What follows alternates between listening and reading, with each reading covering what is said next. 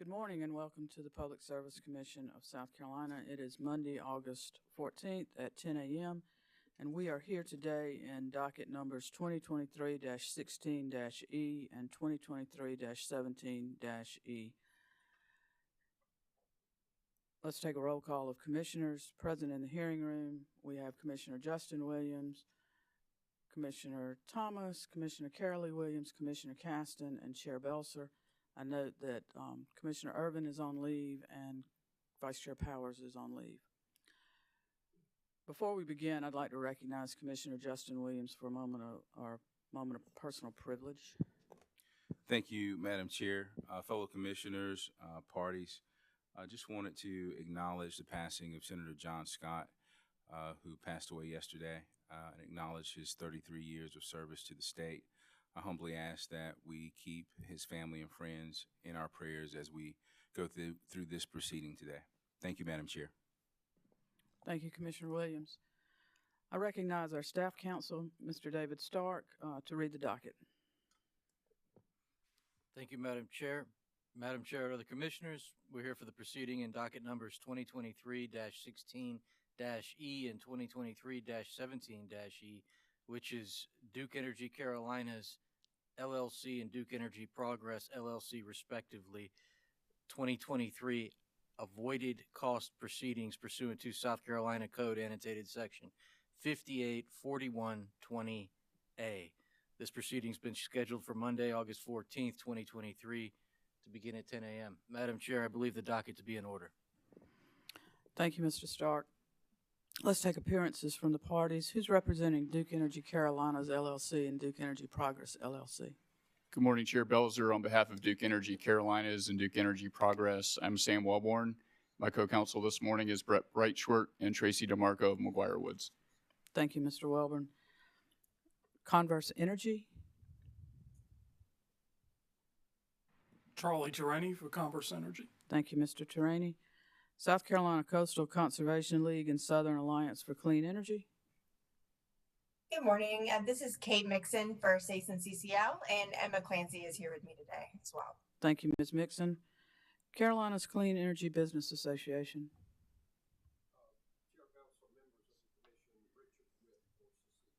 Thank you, Mr. Witt. And South Carolina Office of Regulatory Staff. Thank you, Madam Chair. Ben Mustian and Donna Rainey on behalf of ORS. Thank you, Mr. Mustian.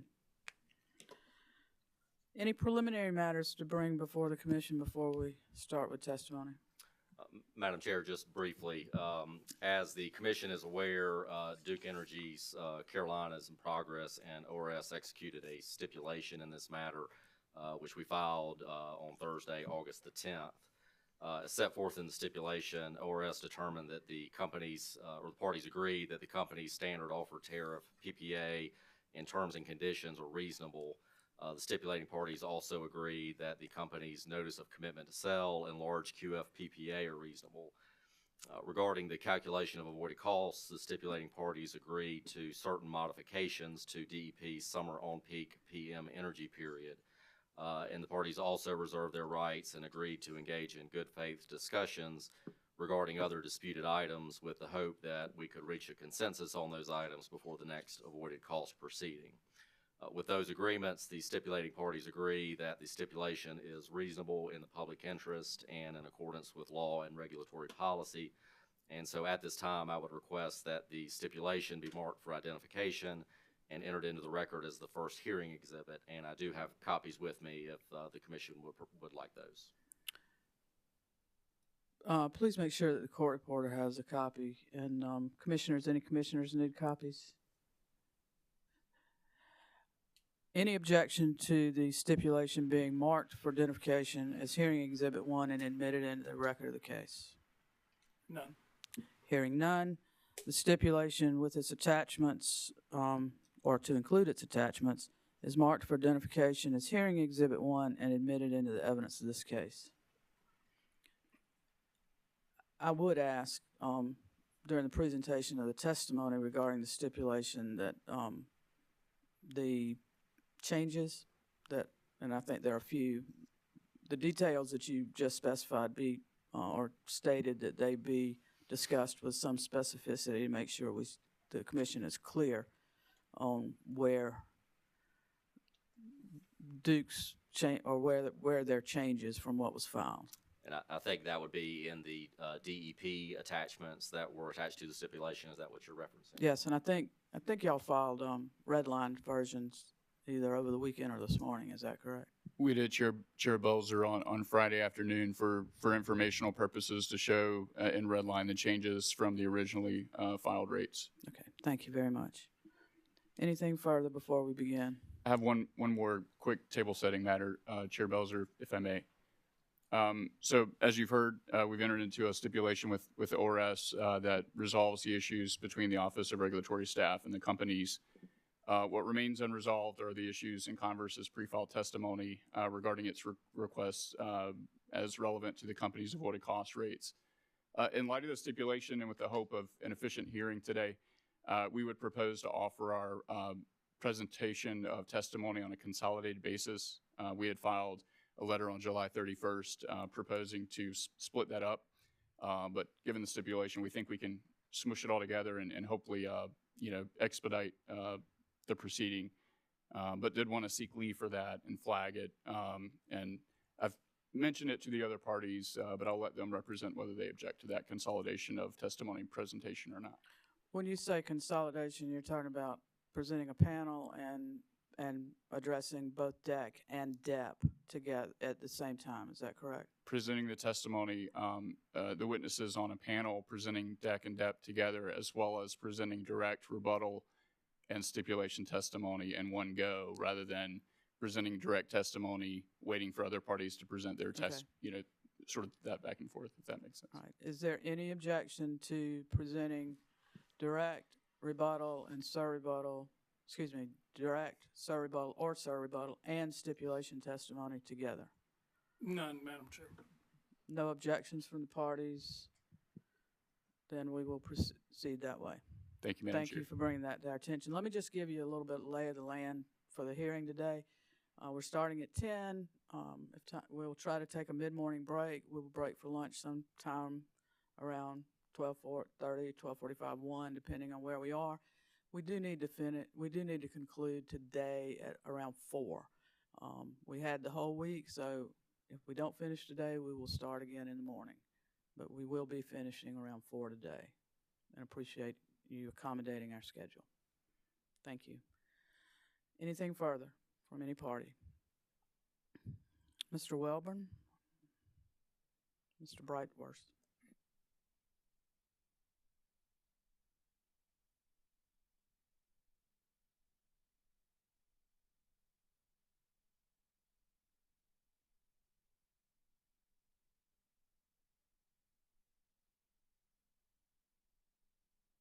It's on the base of the microphone, I think. Excellent. That's something I probably should have gotten sorted out before we got started.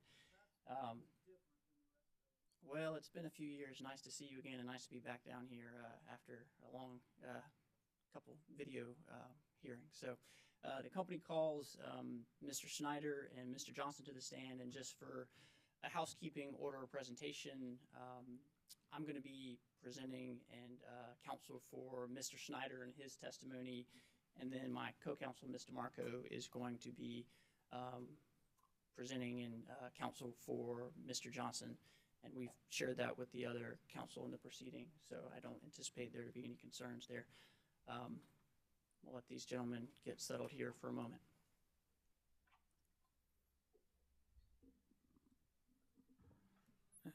Gentlemen, I'm going to ask the court reporter to swear you in, please. Raise your right hand, please. Do you swear affirm the testimony you're about to give to be the truth, the whole truth, and nothing but the truth? And I'm going to ask you to make sure that when you speak that the microphone is on. It's on there should be a little.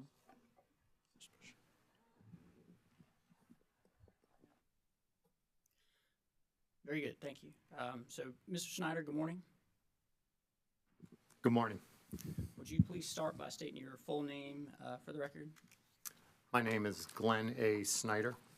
And by whom are you employed in what capacity? I am employed by Duke Energy as Managing Director of Integrated Resource Planning and Analytics for the Carolinas. Thank you. And as addressed in your pre-filed testimony, you provide some background on your experience with PURPA matters. Just for informing the commission, how long have you been employed by Duke Energy and working on PURPA matters? I've been employed by Duke or one of its predecessors for over 30 years. I've been working on PURPA-related matters for at least 10 years, including this will be my third time before South Carolina on PURPA-related matters. So it's good to be back with you in person instead of virtually, and happy to be here today. Thank you. And returning to your direct testimony, did you prepare or cause to be prepared 36 pages of direct testimony that were pre-filed with the commission? Yes, I did. And do you have any changes to that direct testimony today? No, I do not. And if I was to ask you those same questions today that were presented in your pre-filed direct testimony, would your answers be the same? Yes, they would. Thank you. Chair Belser, at this time, I would ask Mr. Snyder's pre-filed direct testimony consisting of 36 pages to be entered into the record as if given orally from the stand. Mr. Snyder's pre-filed direct testimony will be received into the record as if testified to from the stand. Thank you. And in support of that direct testimony, did you prepare and cause to be filed 3 public exhibits that were attached to the direct testimony? Yes, I did. And do you have any changes to those public exhibits at this time? No, I do not. And Chair Belser, for those public exhibits, would ask those to be entered into the record and made publicly available as they were pre-filed. Mr. Snyder's exhibits, public exhibit 1 through, is it 4 or 5? It was 5. The exhibit 2 was confidential. I think my notes are wrong. Exhibits, Mr. Snyder's public exhibits 1 through 5 will be marked for identification as hearing exhibit number 2 and received into the record of this case. Thank you. Are you going to deal with the confidential one separately? Yes, ma'am. I was just going to confirm that those confidential exhibits should be maintained under seal as pre-filed.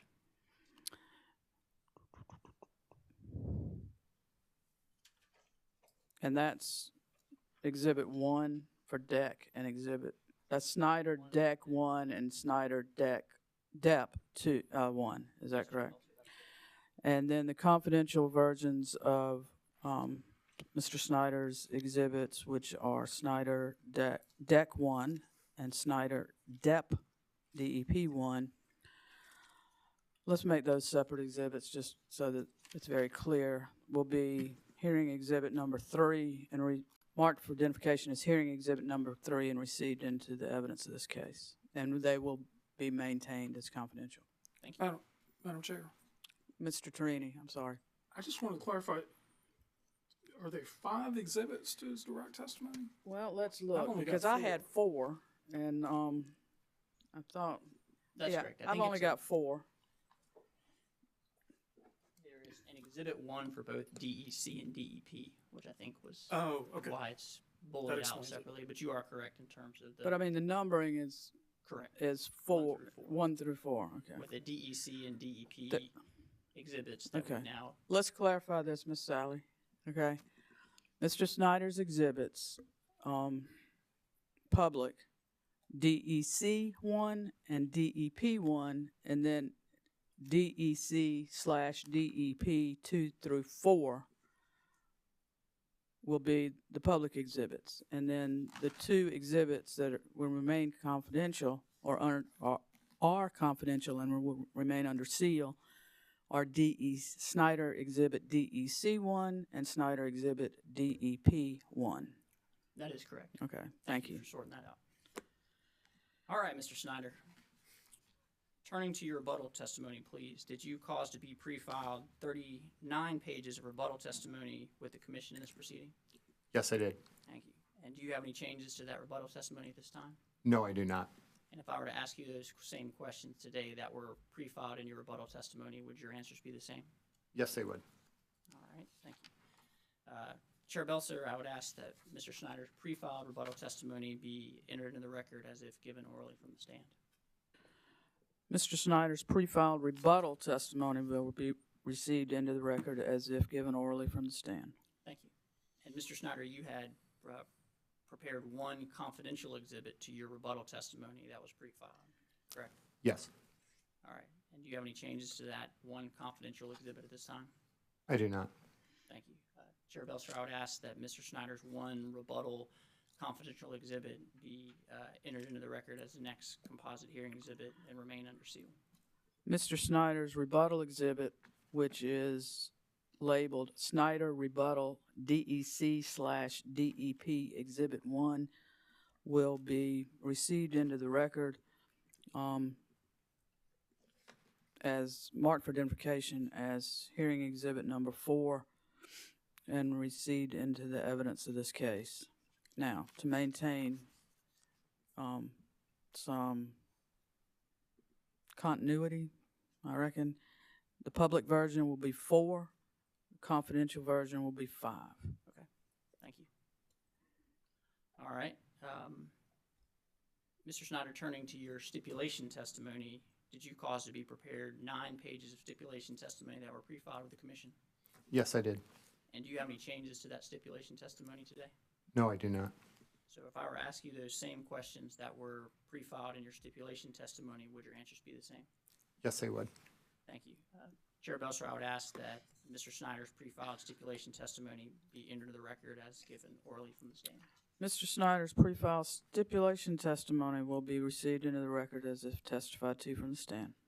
Thank you. And Mr. Snyder, do you have a summary of your direct rebuttal and stipulation testimony prepared to present to the commission today? Yes, I do. Thank you. If you'd present that at this time. The purpose of my direct testimony is to support the company's implementation of the requirements of PURPA and the PURPA-related sections of Act 62, including the methodology for calculating avoided cost rates paid to qualifying facilities, or QFs, pursuant to these state and federal laws. More specifically, my testimony provides recommendations relating to the calculation of avoided capacity and avoided energy costs used to compensate QFs under the company's standard offer purchase power tariffs and large QF tariffs. My testimony explains that Act 62, South Carolina Code Section 58-41-20, subsection A, requires the Commission on a biannual basis to approve each of the electrical utilities' PURPA implementation framework. Specifically, this includes utilities' avoided cost methodology and the contracting documents used when transacting with small power producer QFs under PURPA. PURPA requires electrical utilities to purchase the output of QFs at a cost not to exceed the utility's incremental cost of alternative energy, widely known as the avoided cost. As my testimony explains, Section 210 of PURPA rests on the twin pillars of non-discrimination and customer indifference. My testimony explains how the standard methodology used by the companies to calculate avoided energy and avoided capacity rates is designed to ensure customers remain indifferent between the cost of utility and non-utility generation, and that avoided cost rates do not discriminate against QFs.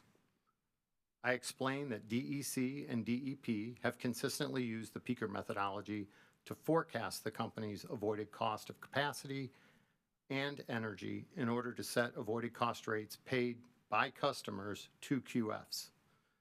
These rates are based on an estimate of the avoided or incremental cost of alternative capacity and energy that would have otherwise been incurred but for the purchase from a qualifying facility. As such, the peaker methodology leaves the consumer indifferent to the utility's required purchase of QF generation relative to the utility's own generation. This commission previously approved the company's application of the peaker methodology in 2019 and 2021 avoided cost proceedings. My testimony then explains that the peaker method calculates avoidable capacity by examining the annual fixed costs associated with constructing, financing, and operating a simple cycle combustion turbine, often referred to as a CT or a peaker unit.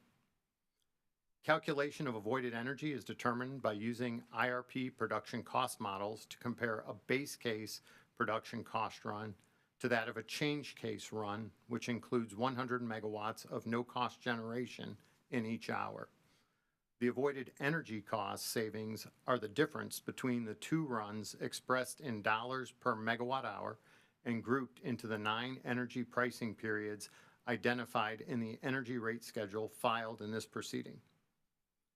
Finally, my testimony addresses the company's Solar Integration Services Charge, or SISC. I explained that the 2021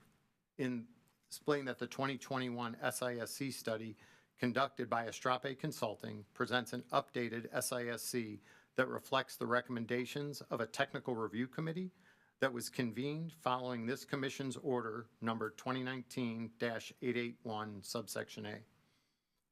Overall, my testimony explains that the companies believe that their avoided energy and avoided capacity cost methodology, calculations, and rate design adhere to the requirements of PURPA and the Commission's prior orders under Act 62.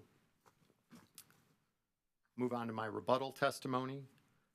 My rebuttal testimony responds to the testimony of ORS witness O'Neill Morgan and Zachary Ming, and the testimony of Converse Energy witness Tim Lamb.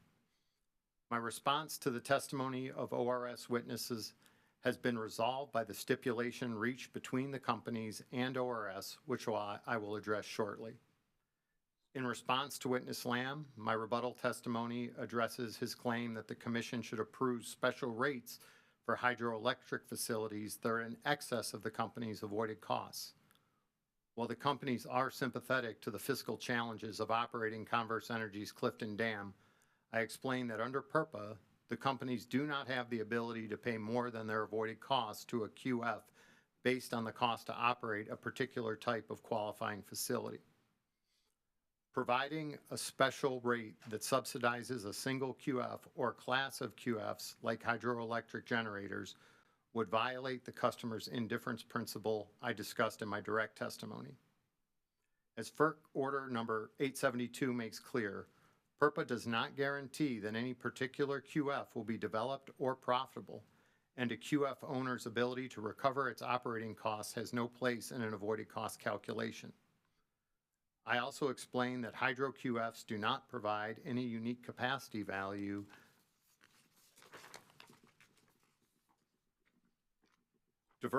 while they do diversify the fuel mix, they do not provide incremental value above full capacity payments available to all QFs under the company's as-filed avoided cost rates. In sum, my rebuttal testimony explains that because DEC's and DEP's customers pay for all of the QF power under PURPA, avoided cost rates paid to all QFs must not exceed the company's actual avoided costs so as not to unduly and improperly burden the company's customers. Finally, a summary of my settlement testimony. My stipulation testimony supports the provisions of the stipulation between the companies and ORS specifically with respect to avoided cost methodology and rate calculation aspects of this agreement.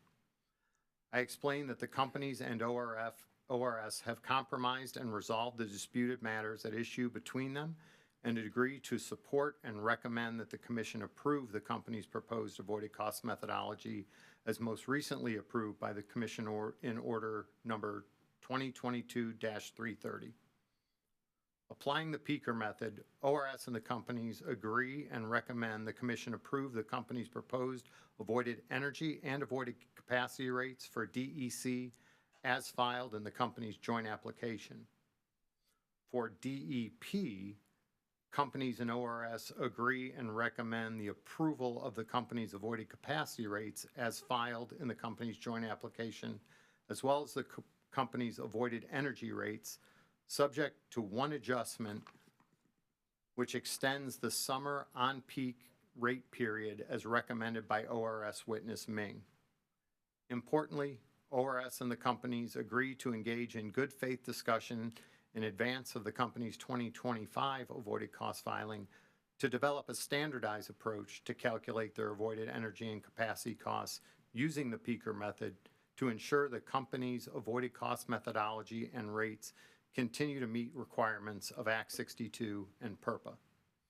I believe the stipulation represents a just and reasonable resolution of issues in this proceeding and results in avoided energy and avoided capacity rates that are reasonable and consistent with the requirements of PURPA and Act 62. This concludes the presentation of my testimonies. Thank you, Mr. Snyder. I'll turn it over to Ms. DeMarco to introduce Mr. Johnson, and then the panel is available for cross-examination. Mr. DeMarco? Good morning, Chair Belzer and Commissioners. I'm glad to be before you this morning. Mr. Johnson, would you please state your full name for the record? My name is David Johnson. By whom are you employed and in what capacity? I'm employed by Duke Energy as Director of Business Development and Compliance.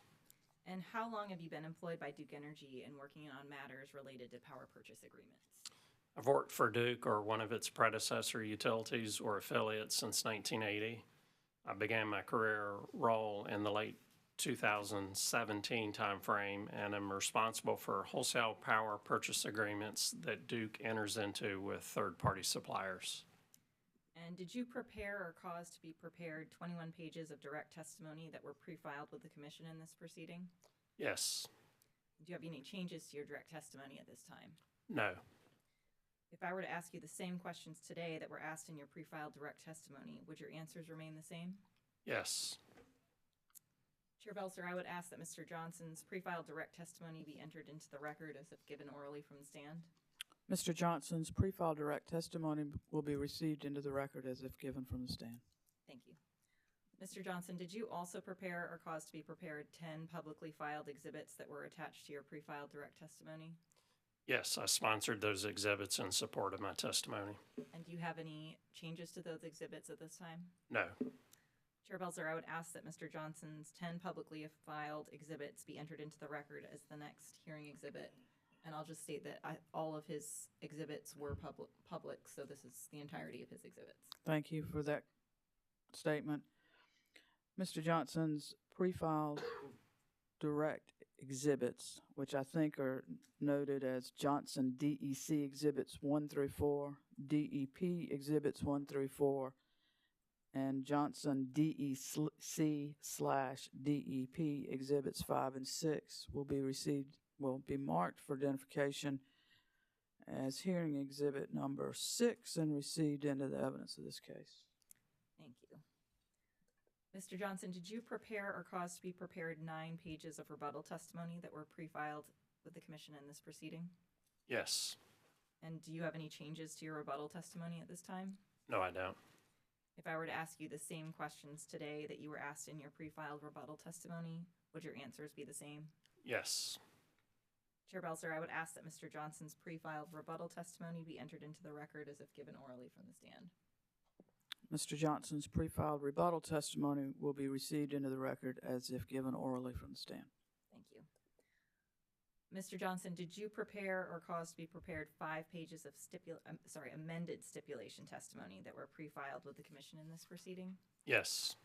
And do you have any changes to your amended stipulation testimony at this time? No. And if I were to ask you the same questions today that were asked in your pre-filed amended stipulation testimony, would your answers be the same? Yes. Chair Belzer, I would ask that Mr. Johnson's pre-filed amended stipulation testimony be entered into the record as if given orally from the stand. Mr. Johnson's pre-filed amended stipulation testimony will be received into the record as if given orally from the stand. Thank you. Mr. Johnson, did you prepare a summary of your direct, rebuttal, and amended stipulation testimonies? Yes, I did. Would you please give that for the Commission now? Okay. Good morning, Chair Belzer and members of the Commission. Thanks for having me here this morning. The purpose of my direct testimony is to support the non-rate terms and conditions of the company's documents used for contracting with qualifying facilities, or QFs, under Act 62. These documents include the company's standard offer tariff, standard offer PPA, the standard offer terms and conditions, large QF PPA, large QF tariff, and the notice of commitment form.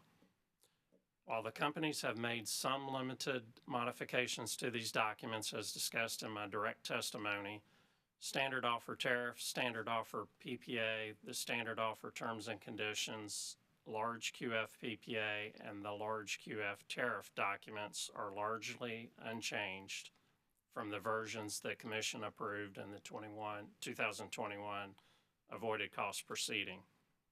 Similarly, the notice of commitment form filed with the company's commission approved by the Commission in September 22 is unchanged. My direct testimony explains how these documents are commercially reasonable, consistent with PURPA, and comply with the requirements of the Act 62. Next, for my rebuttal testimony summary. The purpose of my rebuttal testimony is to provide the Commission with an overview of the current and past power purchasing relationship between DEC and Converse Energy related to the purchase of energy from Converse Energy's Clifton Dam No. 3 power station, which is an approximate 1 megawatt capacity QF generating facility.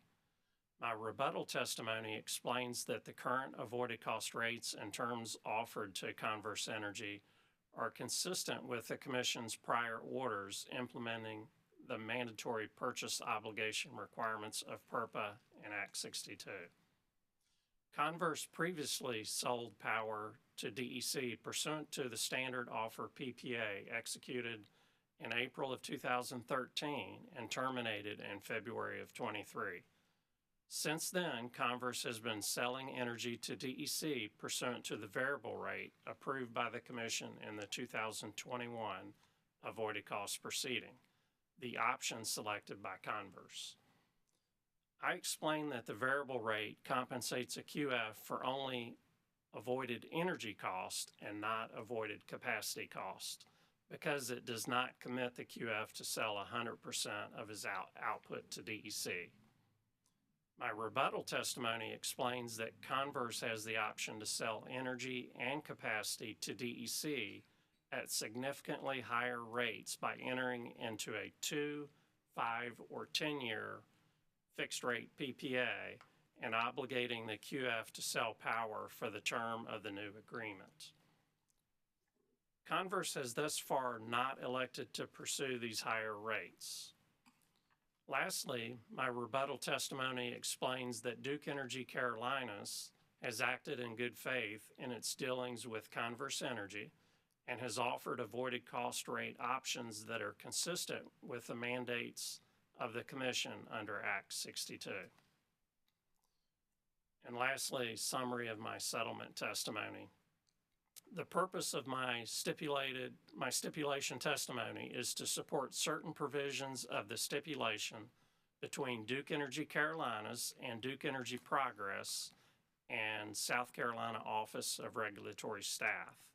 In particular, I sponsored Duke Energy Progress's updated standard offer purchase power tariff, the Schedule PP, and the updated large QF tariff, which is the Schedule PPL, which have been revised to reflect the adjustment to Duke Energy Progress's avoided energy rate periods as agreed to in the stipulation, and as supported by Duke Energy Carolina / Duke Energy Progress witness Snyder's stipulation testimony.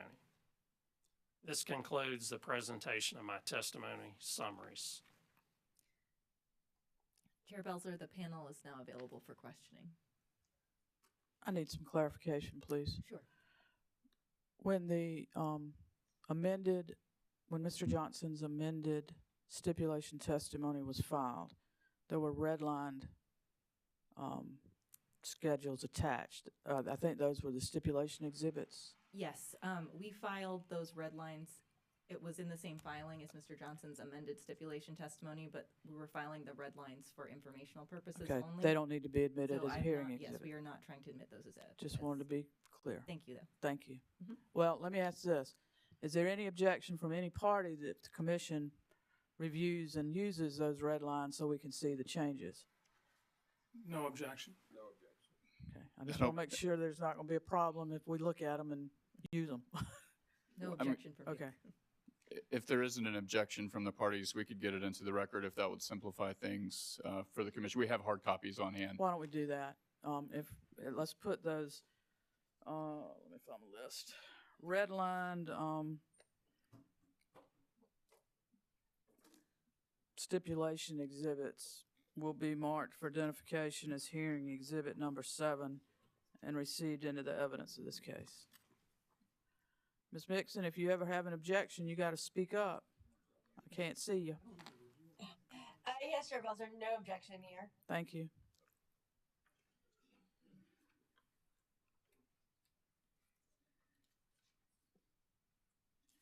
Thank you. Thank you.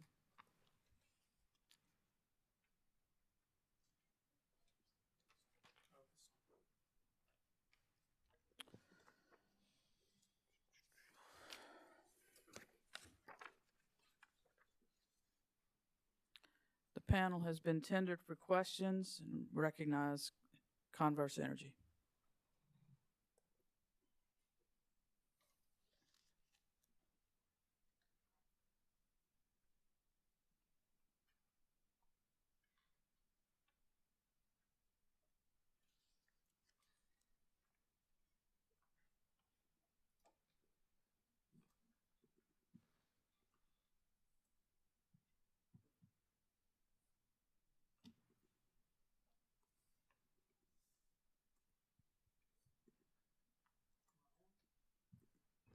There we go. Good morning. Good morning. We haven't met before. I'm Charlie Terani. It's nice to see you this morning, and I appreciate you being here. Mr. Johnson, I think we'll start with you, if that's okay. In your direct testimony, you explained to the commission that under Act 62, and if you want to look at it, page 6 is where I'm referring to, there are two types of small power producers.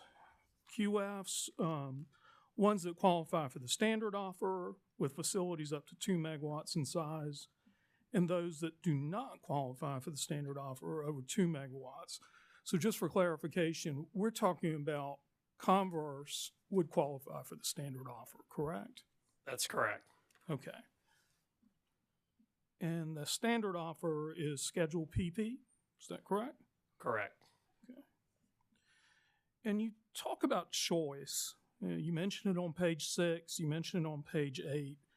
You talk about Converse having a choice to sell power to Duke. And I'll just say Duke, I mean Duke Energy Carolinas. And Converse's choices, as I understand them from your testimony, are to sell power at a variable rate, a 2-year rate, a 5-year rate, and a 10-year rate, correct? Correct. Or not sell at all. I mean, they could just not sell to you, right? That's correct. There's no other utility they can sell to, is there?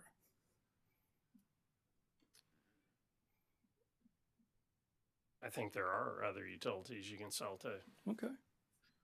And if there's an apartment complex being built next to the Converse facility, could they sell to them?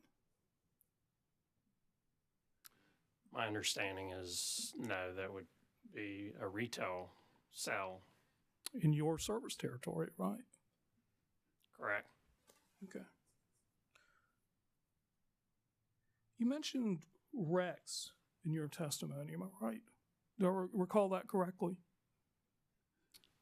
Can you be more specific as far as what page? Renewable energy credits under the North Carolina program. Did you talk about those, or was it Mr. Snyder? No, I did have it in my testimony. Okay. And that's a North Carolina program, if I understand it correctly, through which Duke can purchase, or actually is mandated, I think, to purchase renewable energy credits from renewable power producers. Did I understand that correctly? It's like the North Carolina REP program? It's called the REP. The REP. Portfolio, Renewable Energy Portfolio Program. Okay. And does Converse's eligibility to sell you credits under the REP program depend on the outcome of this proceeding?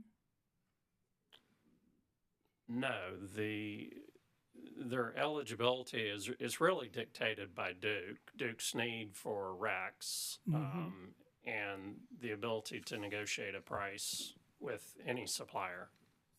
Okay, but it doesn't have anything to do with avoided cost proceedings, does it? No. Okay, thank you. Mr. Snyder. Just give me 1 second to sort myself out here.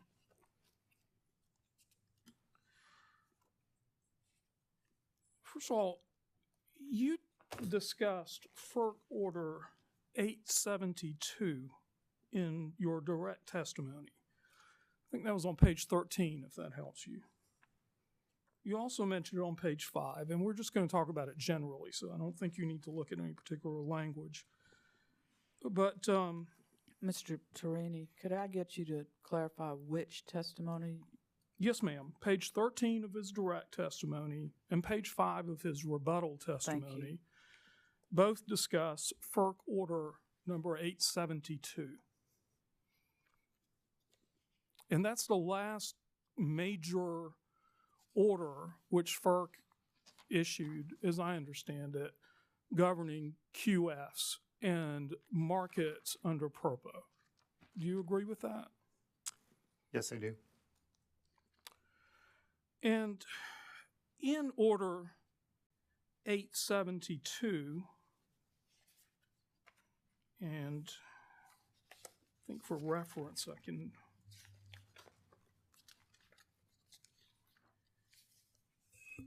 FERC talked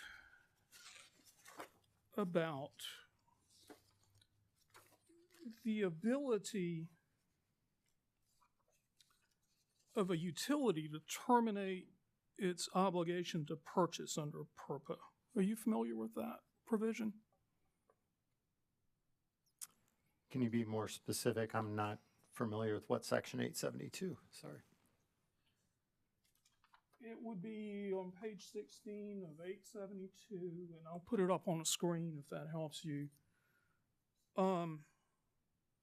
It talks about a utility being able to terminate its obligation to purchase power from QFs under PURPA. Is that something you're familiar with? I have not reviewed that section. And are you aware, as the utility executive that handles IRPs for the Carolinas, as to whether Duke has applied to terminate its obligation to purchase from QFs? I am not aware that we have done that. Okay.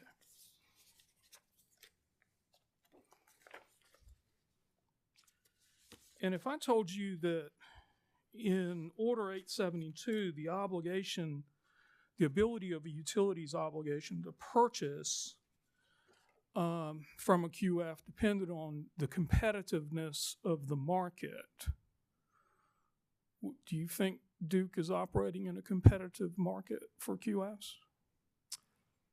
Yeah, Duke does provide competitive solicitation as an alternate PURPA implementation methodology through our CPRE program. So we do have competitive solicitations as an avenue for large QFs too. But you don't know if that would qualify Duke for an application to be exempt because you're not familiar with that part of the order, right? Yeah, if you're talking about the exemption for RTOs, if we're in an RTO, no, we would not qualify under that. Okay.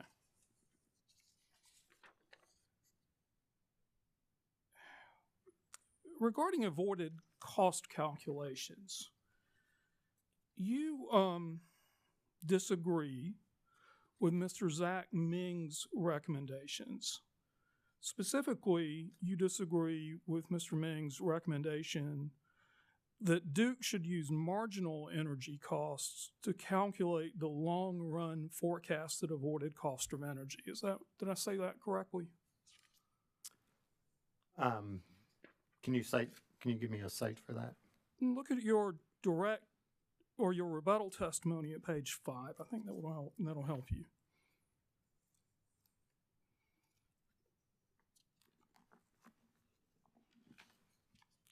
Give me 1 second to get there. Sure.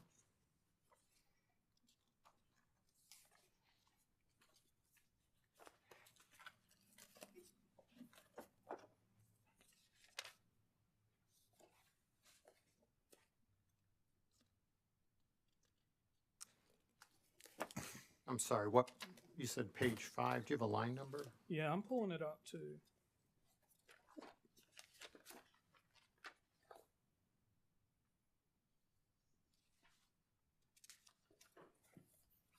Tell you what, turn to page 15 with me. Oh, no, never mind. On page 5, you said at line 18, specifically the ORS witnesses recommend that the companies utilize marginal energy costs to calculate the long-run forecasted avoided cost of energy. That's how you summarize that recommendation. I see that. Okay. And you disagree with that recommendation? I disagreed with the interpretation of the recommendation. Okay. So that would be witness Zachary Ming's interpretation of the recommendation, correct? Yes. And I believe you said that if the commission were to adopt Mr. Ming's proposal, customer costs for QF Energy would increase significantly if the companies were to adopt the proposal. Do you agree with that? I believe that's part of our settlement and stipulation was the interpretation of that particular use of the term marginal energy is one that we had a disagreement due to a nuance of how it's calculated within the model. So yes, I said if you didn't correct for the proper interpretation of what a marginal cost is and you did it incorrectly, it could lead to an overpayment from customers. All right, let's see if we can boil that answer down, because that nuance, according to you, would result in significantly higher payments to QFs, correct? Without the appropriate interpretation, yes, it would be paying QFs for non-avoidable costs. The appropriate interpretation being your interpretation. I think it's one that we've reached in a stipulation that the appropriate is the way it's calculated. Well, Mr. Ming didn't offer any testimony supporting that stipulation, did he? I believe the ORS did support stipulation. Did Mr. Ming offer testimony supporting that stipulation? I'm not aware of whether Mr. Ming offered any testimony or whether as an ORS that he... That's right. And ORS may have agreed with you for now, and we'll talk about that in a minute.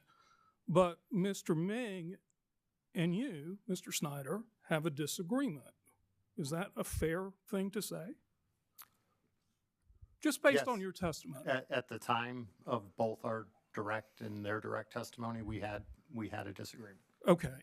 And if the commission were to agree with Mr. Ming, the payments to QFs, in your opinion, would be significantly higher, would they not? They would have the potential to be, depending on how the commission resolved that issue. Mr. Snyder, I hate to belabor this, but what I believe you said on page 15 is consumer costs for QF Energy would increase significantly if the companies were to adopt Witness Ming's proposal. Do you stand by that? Can you point me to that reference so I can make sure I've got it right correct? in front of you. Look at lines 3 through 4. Consumer costs for QF Energy would increase significantly if the companies were to adopt Witness Ming's proposal. Do you still agree with that? Let me review that.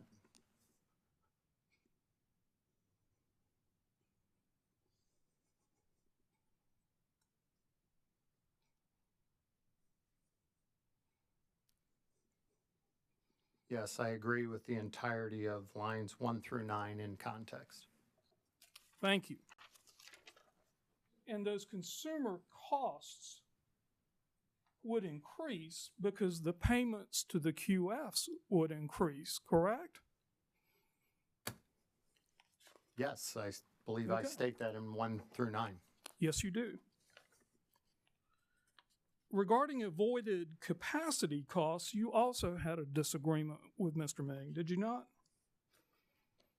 Please give me a reference. Well, in page 16 of your testimony, you described Mr. Ming's recommendations, and you went on to explain why you disagreed with his method of calculating avoided capacity rates. If you need to take a minute to look at it. Yeah, I see it. Okay. And Mr. Ming, if I understood it, recommended that the Duke companies use the EIA, the Energy Information Administration's fixed O&M value, which was $7.33 per kilowatt year to calculate avoided cost rates. Is that how you recall his recommendation? Subject check, yes, I agree with that. But Duke, instead of using that O&M value, makes an or it uses it, but makes an economies of scale adjustment. And I believe that's on page 16 and 17 of your rebuttal testimony. Yes. Okay. And that results in a lower O&M value, which is confidential. Yeah. Thank you. And you said that if the commission should decide to use the public EIA number and make its own economies of scale adjustment using a Burns and McDowell estimate, which would result in $3.50 per kilowatt year, that would be a reasonable alternative, correct? Yes. And that adjustment is about half of what Mr. Ming recommends, correct? Yes, I believe the commission has a longstanding precedent of agreeing with economy of scale being an appropriate factor to consider both in the construction of the CT as well as the fixed O&M. So I think that's the reason there's and is long precedent for $3.50, that. I'm sorry, go ahead. I was just going to say, there's been a long precedent in both this jurisdiction and in North Carolina for that adjustment. And my question was, is $3.50 per kilowatt year roughly half of Mr. Ming's recommended $7.33 per kilowatt year adjustment? Yes, when you move from a single CT at a site to 4 CTs at a site, and you share common infrastructure, buildings, roads, maintenance, etc., it reduces the fixed operation and maintenance expense on a $1 per kW basis. That's what I explained in my testimony. Mr. Snyder, if I multiply 3.5 cents, or if I multiply 350 times 2, what's the result? Yeah, I said it reduced it, and I gave the Is reason it why. 7? It reduced it by about half, yes. By about half. Thank you.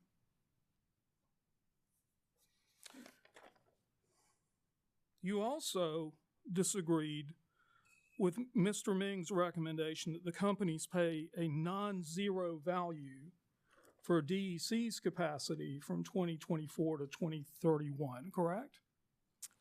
Yes, I did. And finally, what you told the commission was that if Mr. Ming's recommendations were to be adopted, the result would be a 27% increase in avoided capacity rates for Duke Energy Carolinas. Correct? You can look at page 26 of your rebuttal. Subject to check. Well, let's check. All right. It's right there. I want to make sure we get this right.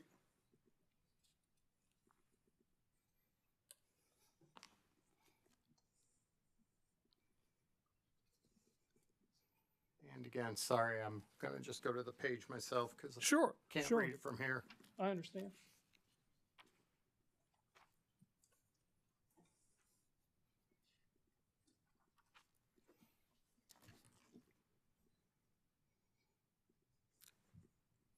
I see it. Okay. I agree. And to be fair, Mr. Ming's recommendations, according to you, would result in a 15% decrease in avoided capacity rates paid by DEP's customers to QS, correct? Yes.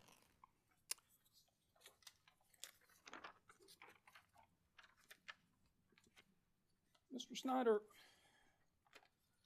you talk about customer indifference under PURPA, and the principle of customer indifference doesn't mean that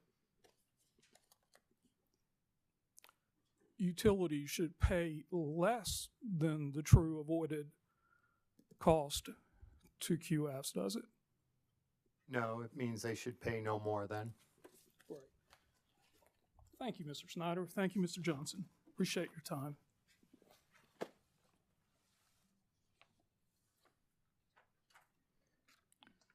South Carolina Coastal Conservation League and Southern Alliance for Clean Energy. No questions. Thank you. Excuse me. Carolina's Clean Energy Business Association. No question. Mr. Witt, as we go through this, are you offended if I reference your association as SECIBA?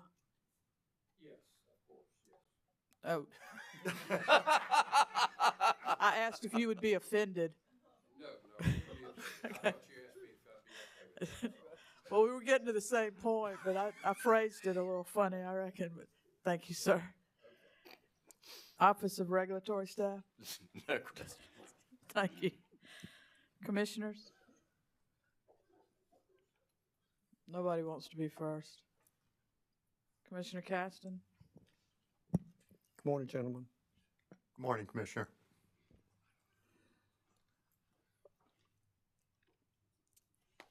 Mr. Snyder, I think on page 9 of your direct, says DEC and DEP are obligated, must take from every QF that commits to sell to DEC, DEP, at the utilities avoided cost, correct? Yes. In page 10, lines 4 through 14 in your direct, and I'll just kind of summarize and just let me know if it's a correct summary. Basically, you discuss section 210 of PURPA. In essence, avoided cost, which is designed to ensure customers remain indifferent between the cost of utility or non-utility operation. Is that a fair summation? That's a fair summation, Commissioner. And if I just understood the question and answers just now,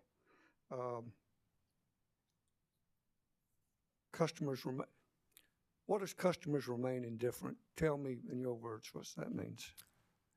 I believe what that means is that for both capacity and energy with adjustments for the SISC when it relates to solar, that the rates that are established and approved by this commission represent the indifference point that but for, I use the word in testimony a lot, but for the purchase from the QF is a fair representation of the costs that customers would have otherwise paid for the generation of that energy and capacity from utility resources. So it's that fair indifference price between what customers would pay the QF, or if the QF does not come onto the system, what customers would pay to the utility for the energy and capacity provided by the utility. So the customers wouldn't pay any more whether they bought it from you or from the QF? Yes, that indifference price is what we endeavor to strive when we file our rates. And I guess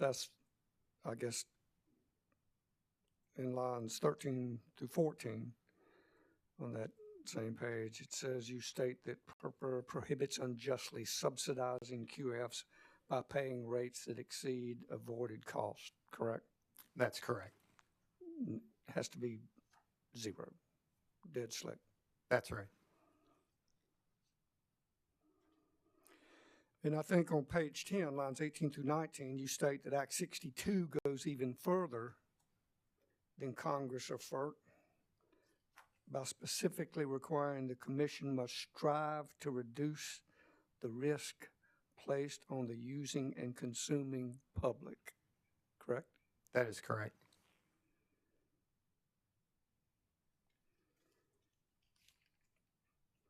Let me see.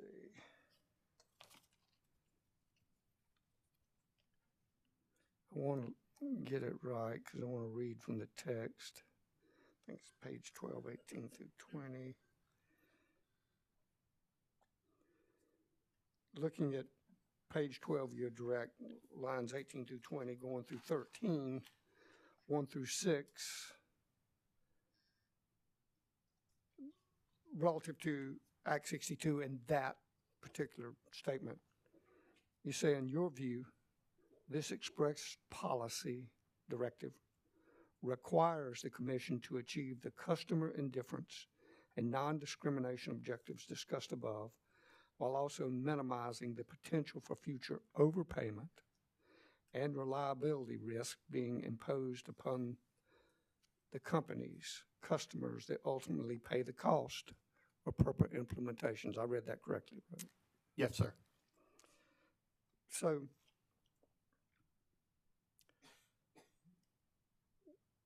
what are those potential overpayments or potential reliability risks? Yeah, I think that's the risk that establishing rates that are in excess of what the utility could otherwise generate the power for would result in customers paying that excess cost.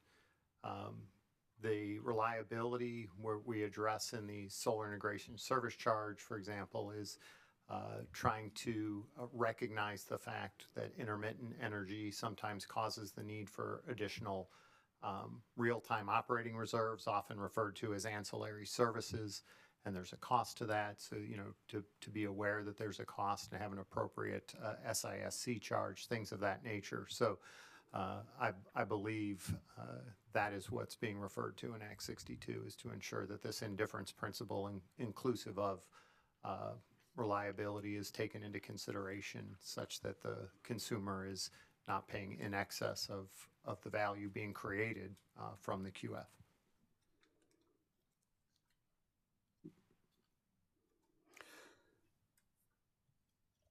On page 14, lines 12 through 17, and this is what generated this thought, does the assumption of when a utility's generating system is operating at equilibrium, because I think I know what that means, but I want you to tell me, does that, you tell me what that means. Yeah, I think at equilibrium just means when you have supply and demand in balance. And so when it's generating at equilibrium and you're balancing supply and demand, what's the marginal value of energy and capacity? So one of the issues that's been before this commission, before FERC, for example, is when the utility, for example, has sufficient capacity, is there a value for customers? And I think it's both this commission and the FERC has recognized that there is not a value created for capacity when the utility has sufficient capacity. So you look to that point where they reach equilibrium, whereas demand grows and you come to a equilibrium of capacity and demand. At that point forward, you start recognizing capacity value for payment to the QF. And I think that was clarified in FERC 872, and this commission has agreed with that even before 872 in our 2019 and 2021. So I believe that's what we're referring to there with equilibrium. So in essence, the operating at equilibrium is when your demand, your electric load equals your generation capacity. Yeah, that from a capacity, I was giving you that in the context of our when a capacity need is and when there's value for capacity. Does the peaker method that Duke companies use contemplate operating reserves? It does in the SISC charge. So I want to be clear. That's when I say a lot of people use different terms. So just in clarity, operating reserves, I'm talking about the real-time reserves to balance day to day. So balancing and regulation. So that's sort of your minute to minute, 15-minute, 1 hour load following.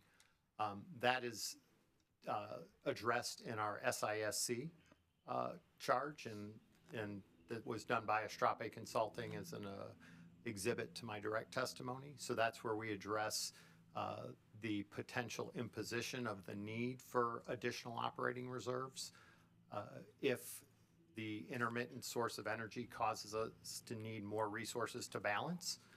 So that's where we address that within the peaker. Now, from a reserve margin, that's a different issue. All right, I want to make sure that I have this. Let me ask it another way. Certainly. Does the peaker method consider, I guess, the downtime?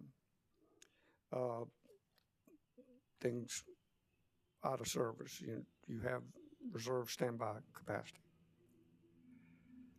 Yeah, it does, and that's more in line with our reserve margin that calculates do we have enough excess capacity at any moment in time for extreme weather or for unit outages. It's addressed there. It's also addressed in our what we call our performance adjustment factor that I go into in my testimony, that says if we have units that are out of service, which we do, that we should credit QFs with the same reliability equivalence. So if I have a 5% outage, I shouldn't hold QFs to 100% reliability when the system itself has a 5% outage rate. So we give an increased payment through our performance adjustment factor that multiplies the capacity rate times that 1.05, for example, so that the QF is held to the same standard as the generation they're replacing. So it's addressed in multiple areas, Commissioner. I'm glad you brought that up because I questioned you too on that. So if the avoided cost calculation includes the cost of operating reserves,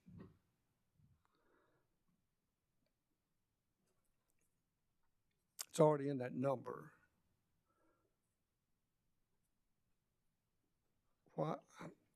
Why is, I guess, DEC and DEP's inclusion of a PAF not overcompensate QFs for the cost of forced outages? Yeah, operating reserves, again, I think there's two issues here, and I know it can be, they can get conflated very easily, so I'll see if I can't explain this. The PAF looks at long-run planning reserves and says, I'm going to have a certain, not 100% reliability with the but-for provision in PURPA. So the but-for the QF, I'm going to have traditional generation that in and of itself will have some level of outages. So the PAF, from a long-run basis, looking forward, says I'm going to increase the capacity payment to put the QF. So if the QF was 95% available and the alternate utility generation was 95% available, the QF would get paid 100% of that cost to build that generator because it's equaling it If the QF was 100% there, they would actually get paid a little more than that resource the utility was building, because the utility build resource wasn't going to be 100%. So that's that PAF construct at a very, very high level without getting in the details. Operating reserves are more of the, once you have a set of resources on the system, this is more about the need to be able to follow load on a 15-minute basis, so to deal with short-term perturbations. And that operating reliability needs are really addressed in our SISC charge, and they're two distinct issues. So one is how much capacity do we need? And then the other one, the PAF, is capacity. The operating reserves and SISC is an energy calculation that looks at how much do I need to charge this is specific to solar, only solar QFs, because the intermittency has been studied in solar to say there is a slight need for more operating reserves on the system. So units that can ramp up and down quickly, and there's a cost to that. And it's small, relatively small, it's in my testimony, but that cost adder, it reduces the amount we pay QFs so that we're compensated for carrying those extra operating reserves. So one's a long-term reserve, one's a short-term energy need for how the system operates day to day. And I know that can easily get overlapped. So it's specific to solar facility? The SISC charge only applies to solar QFs. Would you repeat that last answer? The SISC charge, SIC, we call it sometimes, the SISC charge, is only applicable to solar QFs.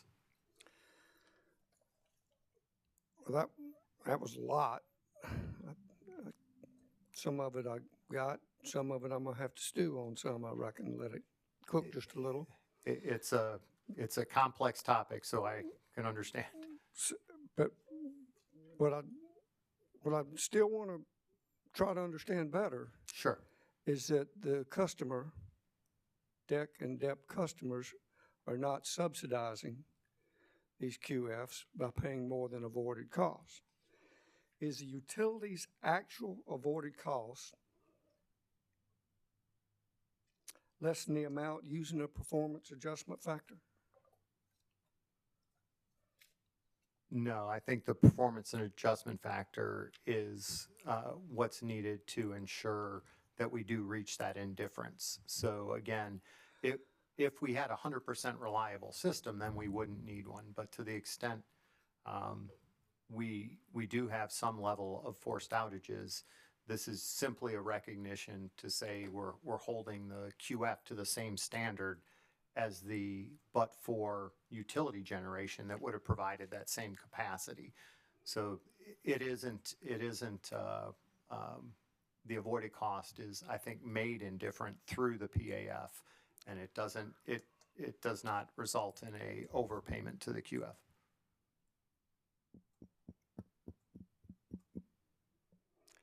Has FERC issued any kind of guidance as to the use of a performance factor? Generally, they do not get to that level of detail in the calculation.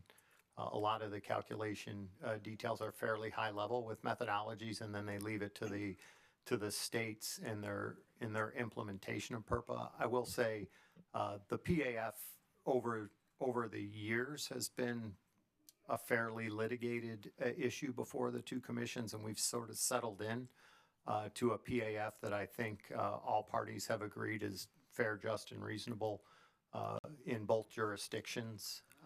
And there is quite a bit of history, I think, on the PAF in the 2019 proceeding before this commission. And I know there was a fair amount of testimony for a couple of proceedings in North Carolina where this has been pretty heavily looked at. And again, it's, to put it in context, this, I think it's 5% at DEC and 7% at DEP are the two PAFs, and that's just to the capacity portion of the rate. So it does not apply to energy. It's just the capacity portion of the rate, which most QFs on our system have very little capacity contribution. So it's you know, from a materiality for the using and consuming public, it's a small percent adder to a capacity number that most QFs are solar on our system, and they don't contribute significantly to capacity. So it's not very impactful, but it is, from a policy perspective, it is, I think, just and reasonable. Mr. Snyder, I appreciate that. And I appreciate things in the past. But right now, I'm talking about right now. My focus Certainly. is now. You got it. And when I read through your testimony, and we've kind of talked about it, talking about FERC, PURPA, and Act 62, seems rife from your testimony that the customer is not to subsidize, is not to pay more than avoided cost, and the utility is not to pay anything above the avoided cost. The commission can review forced outages for prudency, can they not? Yes, they can. But with a PAF, we have no ability to do that. Yeah, I think, Commissioner, in this case, what we're asking is to say that PAF is a prudent level. I mean, recognizing that some level outages in the industry as a whole are no utility that I'm aware of has 100% availability with so much mechanical equipment. So the PAF is a recognition, is saying this is, I think the opportunity to say, is this PAF just and reasonable for that indifference principle for what the utility would otherwise experience? And then, and you get a new look at it every 2 years. So we'll be redoing these rates again and say, does this is the opportunity, I think, for the commission to say, this is a just and reasonable indifference payment that puts the QF on the same playing field as the utility.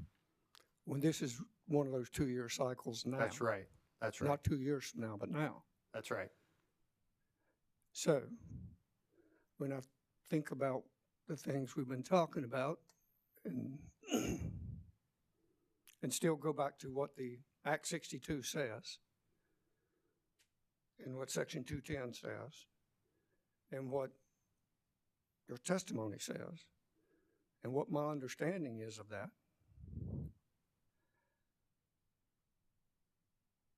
the utility is prohibited from paying anything in excess of avoided cost, period. And you just said previously that this reserve standby is included in your avoided cost. What I'm struggling to understand, despite what I'm hearing, is how this can be anything but in excess of avoided costs.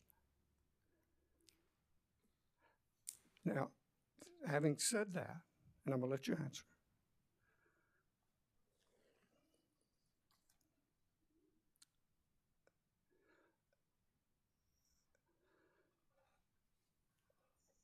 DEC and DEP are regulated by the Public Service Commission, correct? Yes, sir.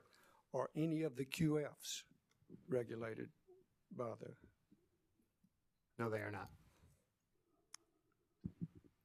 So whatever's in your rates and services has gone through the commission under scrutiny, under question. And with the QFs, that is not the case, correct? No, they are rate-based, not cost-based. So this is, the rates are, as you rightly point out, the rates are regulated by this commission, but their operations and costs are not. Do you think it would be appropriate for a DEC or DEP customers to subsidize a private generation facility? No, not beyond what their avoided cost value creates for customers. I do not believe that would be appropriate. I share that view.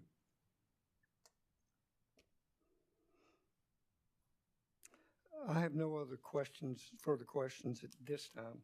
Yes, Madam Chair. Thank you, Commissioner Caston.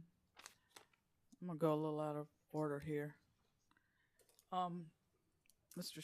Snyder, I'm gonna stay with you for a moment. I'm not gonna forget you, Mr. Johnson. Don't worry. In your rebuttal, and I reckon I'm still on the PAF to some degree. On page 5, lines 2 through 3 of your rebuttal.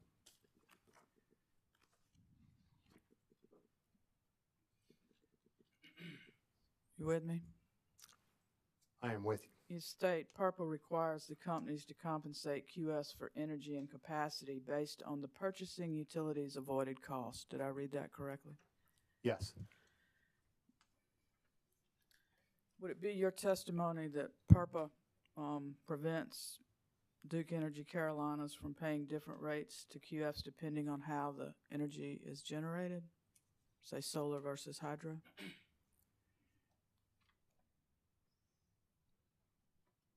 No, I do not think it precludes you from paying differently necessarily for how it's generated. I think the value that is created is really where if two different QFs were to produce the exact same energy output, then you know I think the non-discrimination would be they should be paid equally.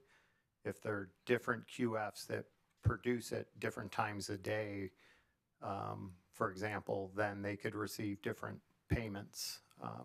So I think the non-discrimination principle was to say treat each QF fairly relative to one another, and then the indifference principle says that each should be paid for what value they're created for the customer. And you're familiar with Act 62, are you not?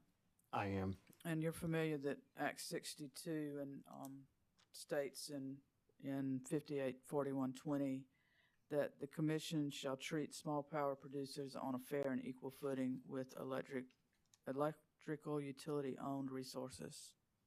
Is that I am correct? familiar with that, yes. Is Converse Energy considered a small power producer under PURPA and Act 62? Yes, they are. Okay. And are you also aware that Act 62 provides that avoided cost methodologies approved by the Commission may account for differences in cost avoided based on the geographic location and resource type of a small power producer's qualifying small power production facility? Yes, Chair, I am, and I think that's what our rates have designed to do for Converse. If you think about it, we have there are distributions, so we have a different distribution and transmission. So locationally, they get an extra benefit. Say that they are a distribution. I'm sorry, Converse Energy, the small. You know, you said Right.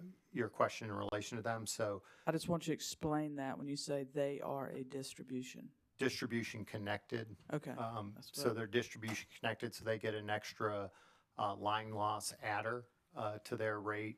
And then when it comes to, and you know, thinking about this, the 9 energy price buckets that we've evolved to in the last decade was to address this very issue. We used to just have avoided energy rates that were just not seasoned. There was only summer, winter, and on and off peak.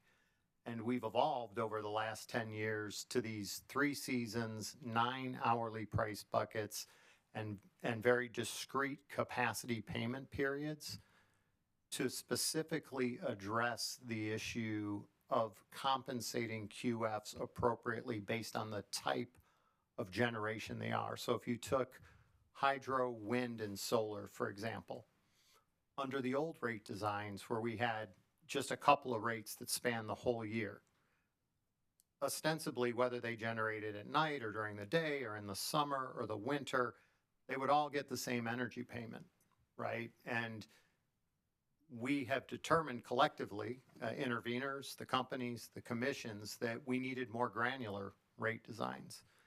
And that was done so that QFs that were different from one another could be compensated fairly for the value they create. So if summer energy on peak had more value than off peak, you were going to recognize that. If winter mornings was more valuable when it was dark out, you were going to recognize that. And so I think what we've done over the collective set of filings here is to move in that exact direction so that different QFs that have different energy profiles are being paid based on the value they create in a way that wasn't done, 5 or 6 years ago. Let me just see if I understand that.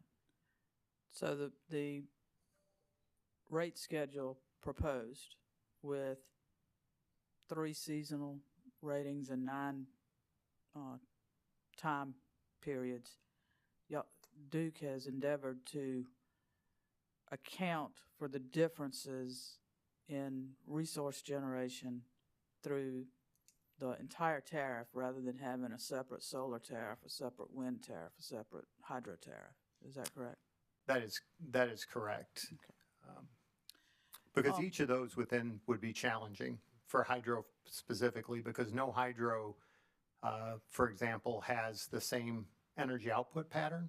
They all have different outputs, different time of day, subject to different drought conditions. Some have storage, some don't. So even within hydro, and then solar, some is tracking, some's not tracking, some have storage, some don't. Some are bifacial. So it becomes difficult to have technology specific, really granular tariffs. And so the way to try and overcome that is to have time bucket orients that say, here's the value in different seasons during different times of day. And as you bring your QF to us, you can try and optimize to the extent practicable with that QF to maximize your revenues, to align them with the highest value for the consumer. I'm just kind of going, didn't North Carolina have different hydro rates several years ago? Several years ago, yeah, that was a contested issue where the North Carolina Commission paid a capacity adder to the hydro, and there was a stipulated agreement, and I can't recall if that was based on legislation or if that was an old order. That has subsequently been one that's been debated back and forth, but before the North Carolina Commission as to whether or not that continues to be appropriate. Well, and that was my question. I didn't know if it was by statute or order, and you don't recall? I don't recall whether that was by And there's been statute a lot or of order. recent legislation in North Carolina with regard to renewables.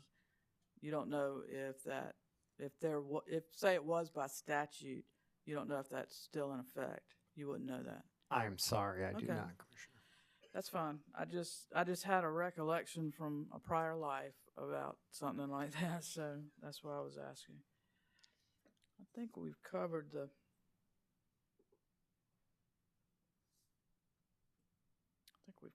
PAF for what I want to do. Mr. Johnson, I'm getting all my little markers here. How are you this morning? Good, thanks. I reckon I'm probably, from your testimonies, more focused on Converse Energy, just so you kind of know where I am. And I think the testimony from both of you has indicated that, well, first of all, how did Duke seem to miss that the contract was ending and then let it continue for however 30 months, I think? Yeah, well, so the contracts are all over time have evolved a little bit. And so this is a older contract that had a particular notice provision of 30 months. So it said that we could not terminate without a 30-month notice.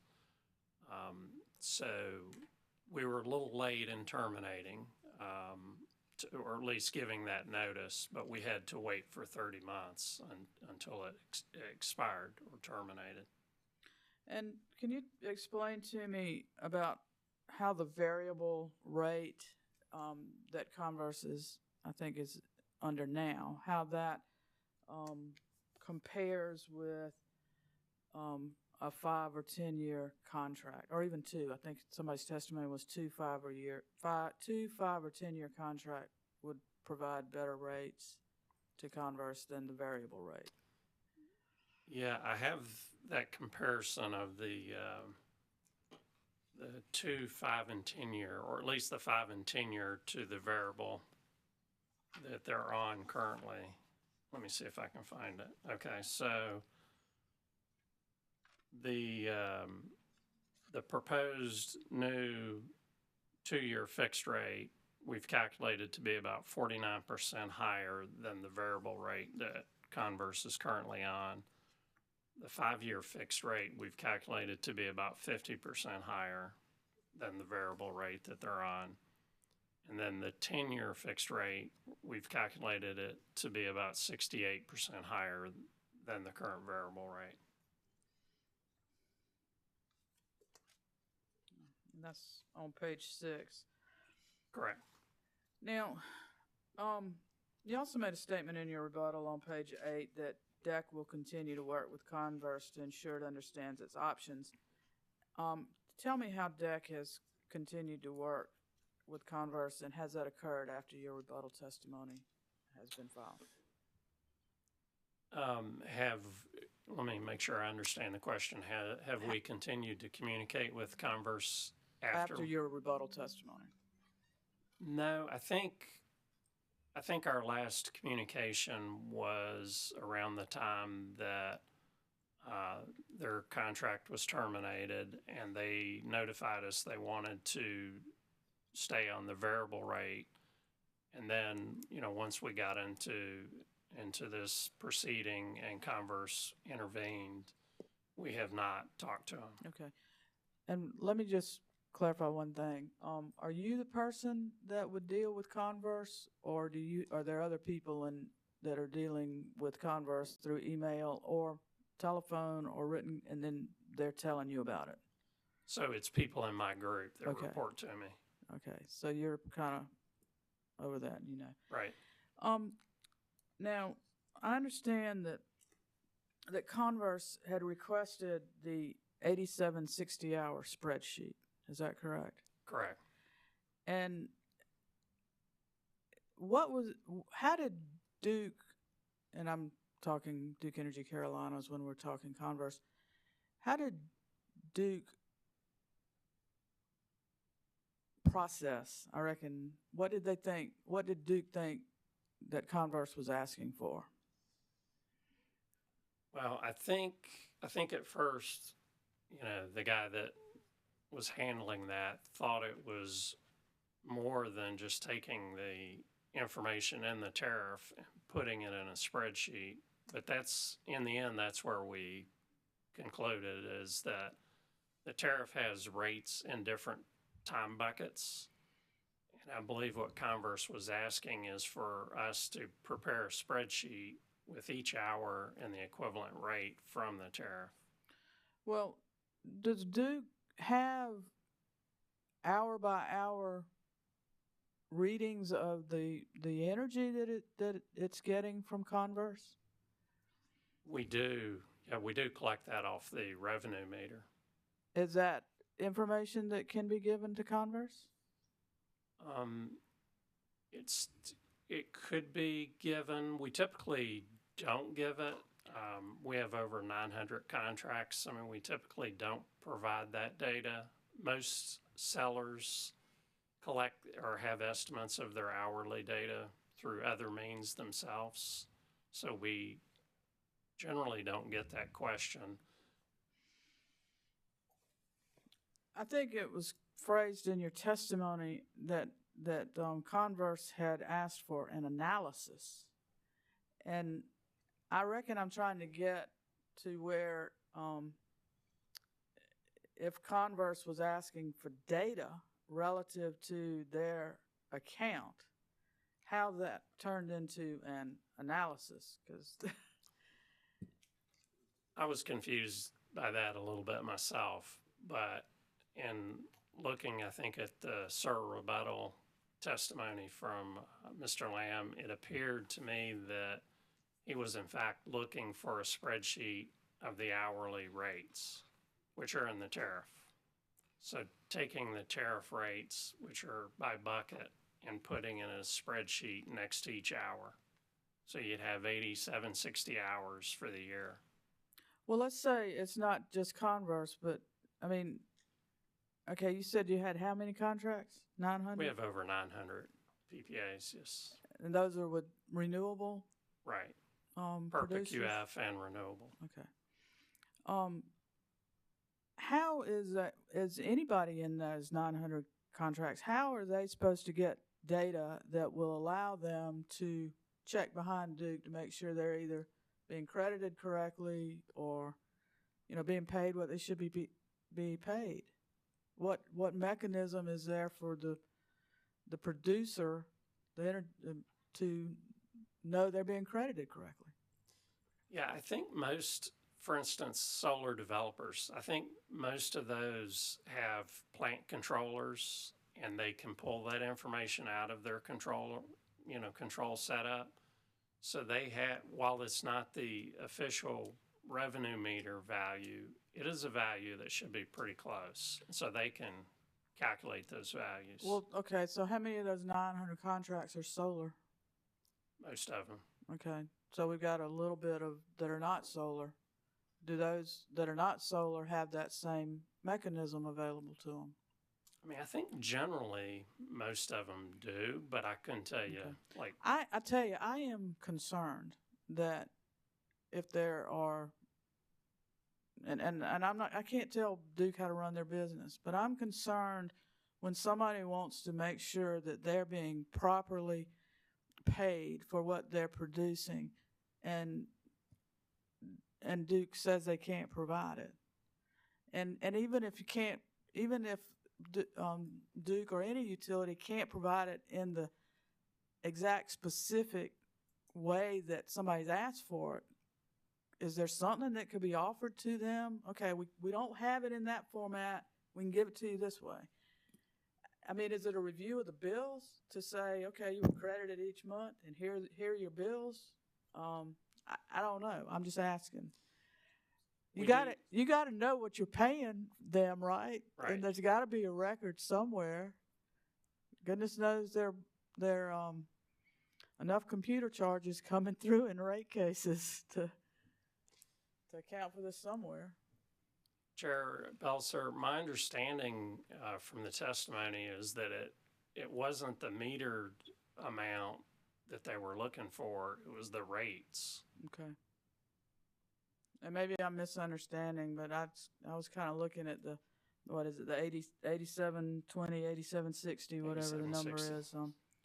That it just seems like there's a program. I'm not a computer expert, but there are a lot of them out there that could populate a spreadsheet, and y'all can tell me if I'm wrong. I'm fine with that. But I do know, and I know once we get in litigation, things get a little different, but you want your producers to understand that you're doing it right, correct? Correct. And if y'all got information that would help them understand that, it just seems like it'd benefit everybody to make that information available. Just something to consider going forward. I'll tell you, and I'm not saying this is what happened here. I don't like stonewalling. I don't like stonewalling in Discovery. I don't like it elsewhere. I'm just telling you. We're all trying to get to the best answer we can for everybody involved, and if that means exchanging information, then we need to do it. So, okay, off my soapbox for now. Can't say I won't crawl back up there, but I appreciate your testimony. Thank you very much. Commissioners, any other questions? Commissioner Carolee Williams. Thank you. Good morning. Good to see you in person. Good morning. My questions, an attorney may stop you from answering because my questions are based on the stipulation. And so I just want to get a more general understanding, and it could be either of you that may be able to help me with it. So my questions relate to page 6 of the stipulation, avoided capacity cost. And I'm going to talk slowly, but item 16, A through C, is in a category where it basically says there's an agreement to the methodology and underlying assumptions, and then ORS proposes 3 recommendations, but the net, it's defined in the stipulation that those are things that are kind of out there, but why was that paragraph included in the stipulation? It doesn't, to me, show how those points are resolved. Does that make any sense, and can you offer any insight? So I'm on bottom of page 6, number 16, avoided capacity cost. And these are all elements that ORS has made recommendations for, and I'll let you read.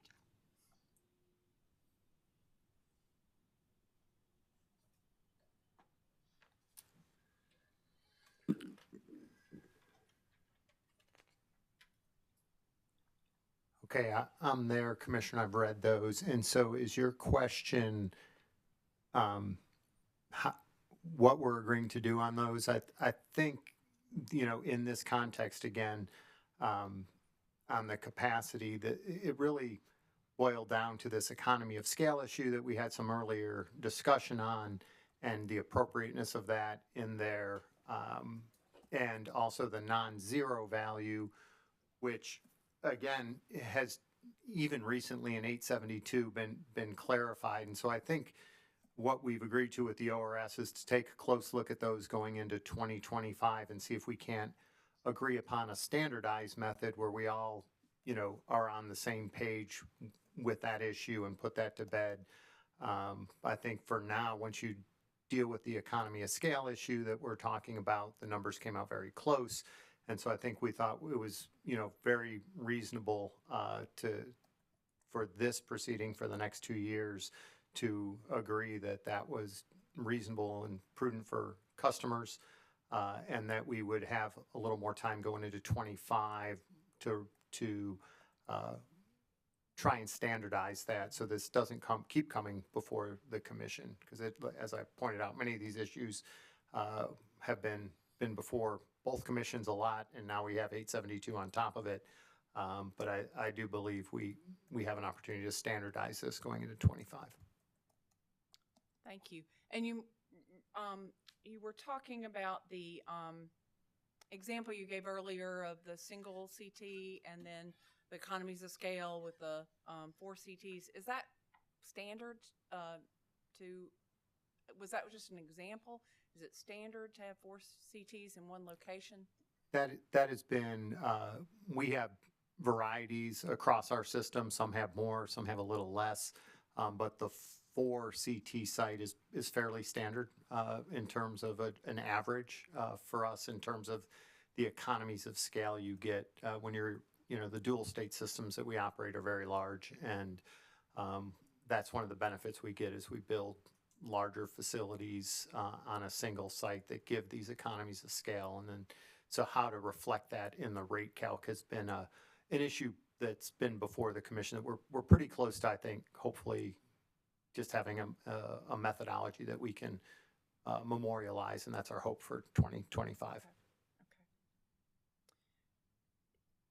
Tell me more about hope and the idea of standardizing and memorializing looking towards 2025. What would you imagine that looks like going forward? We often talk about stakeholder processes. Could you, and you may not be able to shed any light on that, but the way I read this stipulation is I just want to understand what your party is bringing to the table in terms of kind of, giving me confidence that we're not going to be doing this again in 2 years.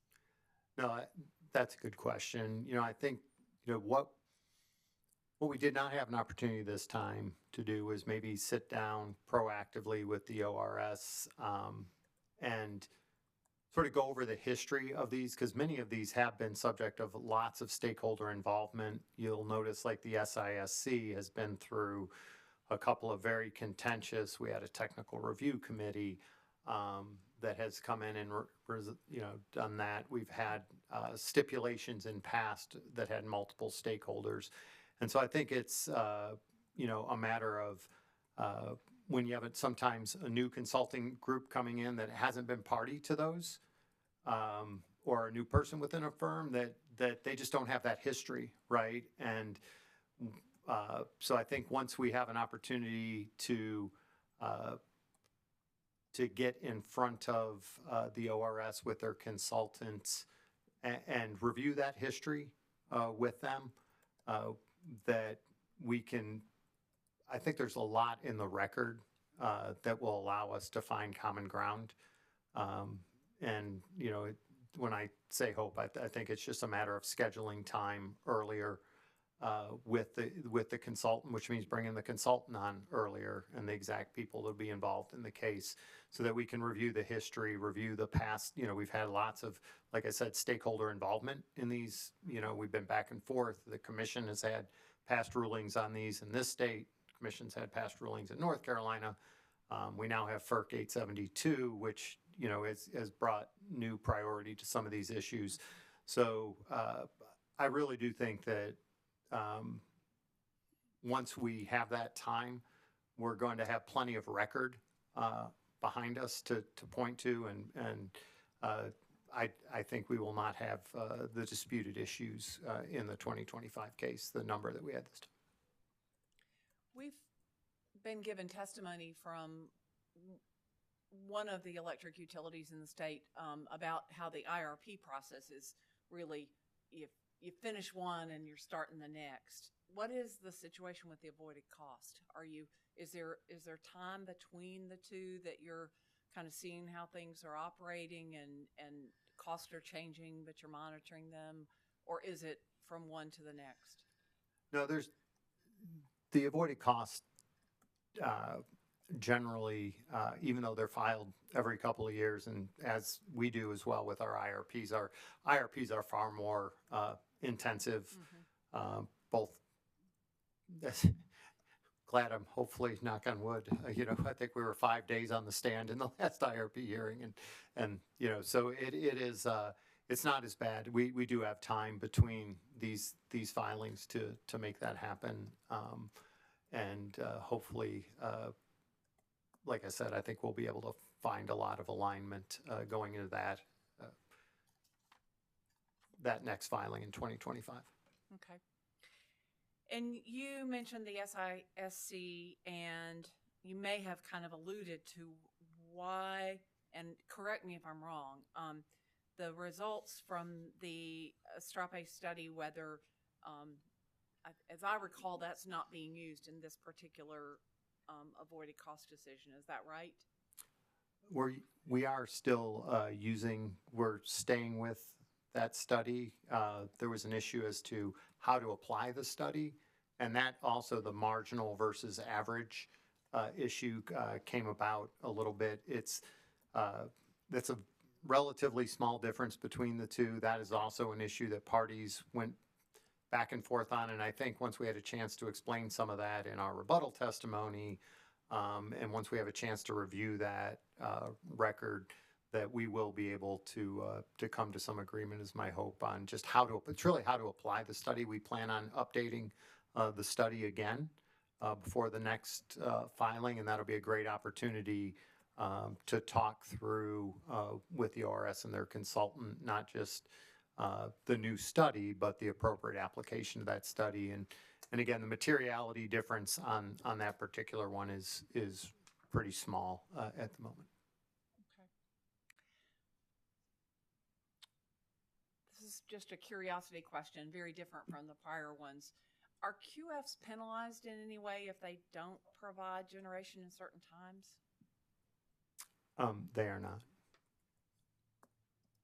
Because you've determined the avoided cost on an hour-by-hour basis? Because, yeah, we have the 9 price blocks now, the seasonal. This sort of goes along with my comments to Chair Belzer on, this is how you can now differentiate between different QFs that, you wouldn't have been able to do when I first started doing this with just a more generic, avoided cost rate design. So your penalty is you forego those revenues. So if you can't produce during capacity hours, you don't get capacity revenues, for example. Is there any thought that we might start looking at sub-hours?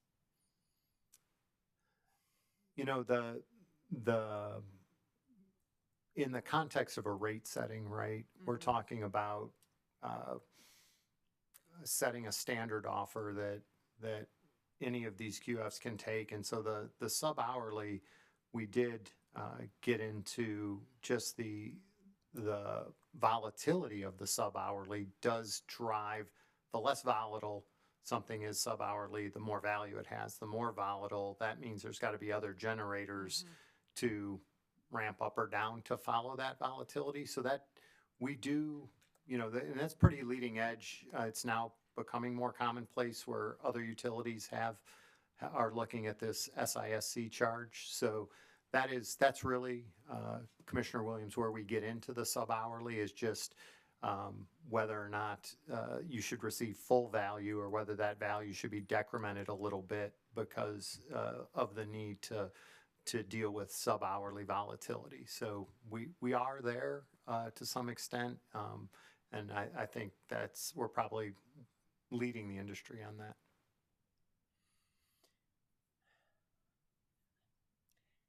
So speaking of lack of volatility, talk to me some about hydropower and how that is appreciated in the tariffs and the consistency of that generation. So a couple of points. One is they do not get charged the SISC the way solar does. I think I mentioned, and I forget who I was addressing, may have been Mr. Cast or Chair.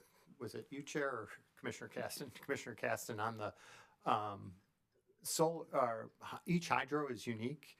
So, for example, you may produce a little bit in every hour throughout the year, but it's not the same amount, right? Depending on river flow, drought conditions, that generation will go up and down, hour to hour, week to week, month to month, season to season. So some hydros have storage capability, so they have upstream ponds that they can store. That helps them to take advantage of these time bucketed rates so they can save the water and release the water when it has the most value for customers. So on, it's dark at 5 a.m., they can let the pond open, and when solar's not there, they can be there if they do have that storage. But even those hydro facilities are subject to minimum, there's FERC licensing, so they have minimum flow obligations. They can't just totally stop flow. They have levels that they have to release water if the storage gets too high. And while I'm not an expert in those fields, I've dealt with it long enough to know that there is still variability even when they do have some storage. And so that's why it would be very difficult to make, for example, a hydro rate, because each hydro looks very, very different. So the best you can do is to say you've got time granulated rates that give the price signal to the extent they have the flexibility to take advantage of it.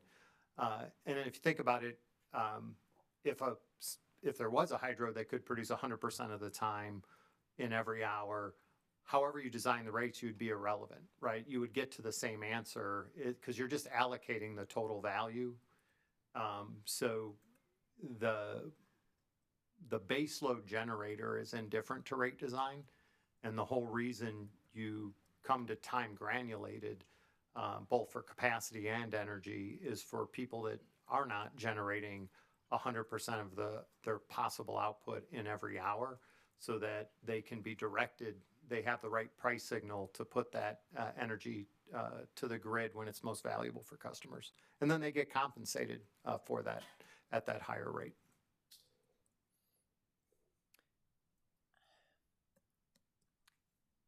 That all makes a lot of sense. And what I wonder in listening to you is how much of that is theoretical in terms of things like drought and things like the amount of flow, and what's the reality?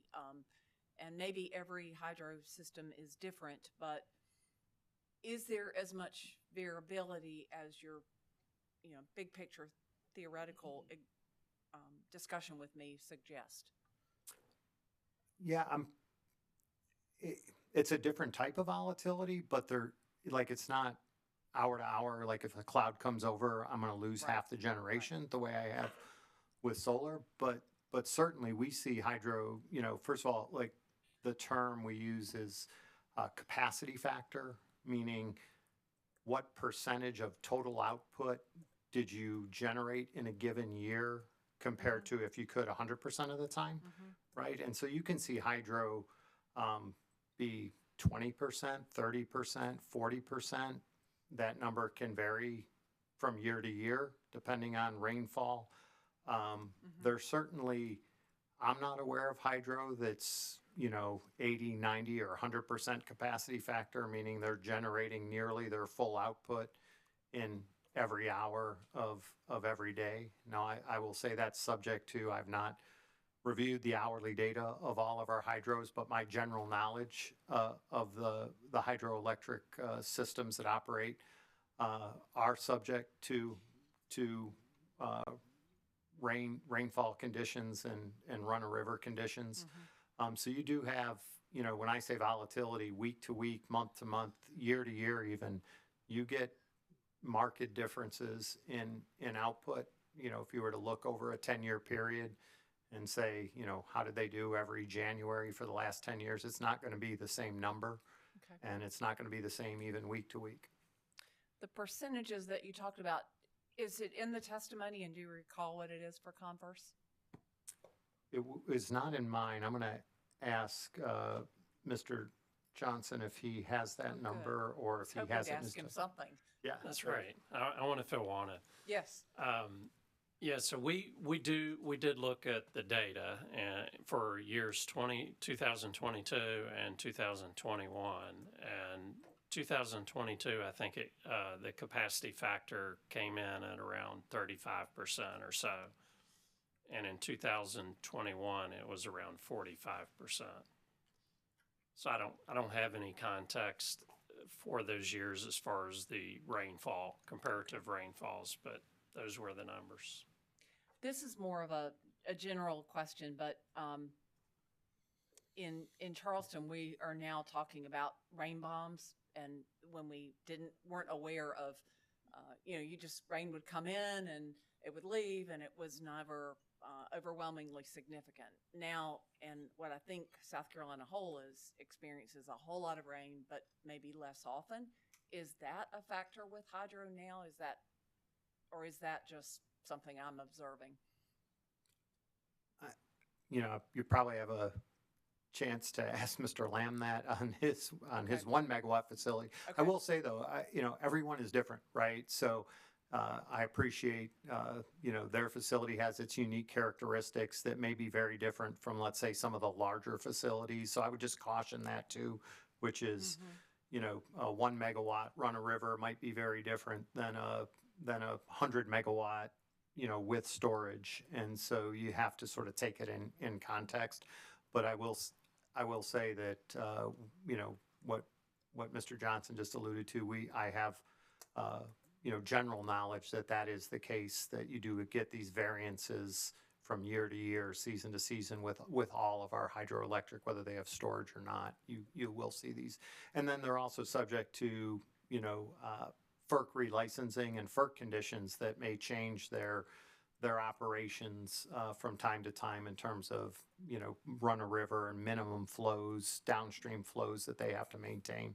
Things of that nature get addressed during a FERC license too. So there are operational characteristics that can change, not just because of weather, but because of federal regulations. Gentlemen, thank you very much. I appreciate it. Everybody okay if we keep going for about 30 minutes before we break? Miss Sally, you okay? Commissioners? Commissioner Thomas is recognized. Thank you. I think I just have one question. And this is just to the panel, either one of you can jump on. So did the company overcompensate Converse during that 2018 through 2023 period when it was being paid the 2013 rates, even though the PPA had expired? Well, that would be probably under my area. I don't know the answer to that because I hadn't calculated it, to be honest. Well, if that's the case, then would that be looked at and calculated? And would that be, if it were overpaid, would the company be removing that from the costs in the fuel cases? I don't have an answer for that question directly. Well, I would just suggest that that's something to keep in mind and think about that in connection with the fuel case.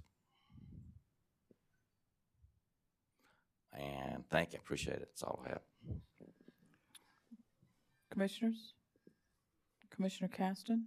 Follow-up, if I may, Madam Chair. Mr. Snyder,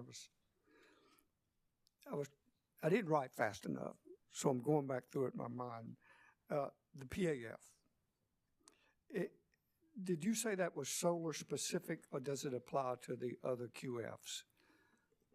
No, the SISC is solar specific, and that deals with sub-hourly volatility.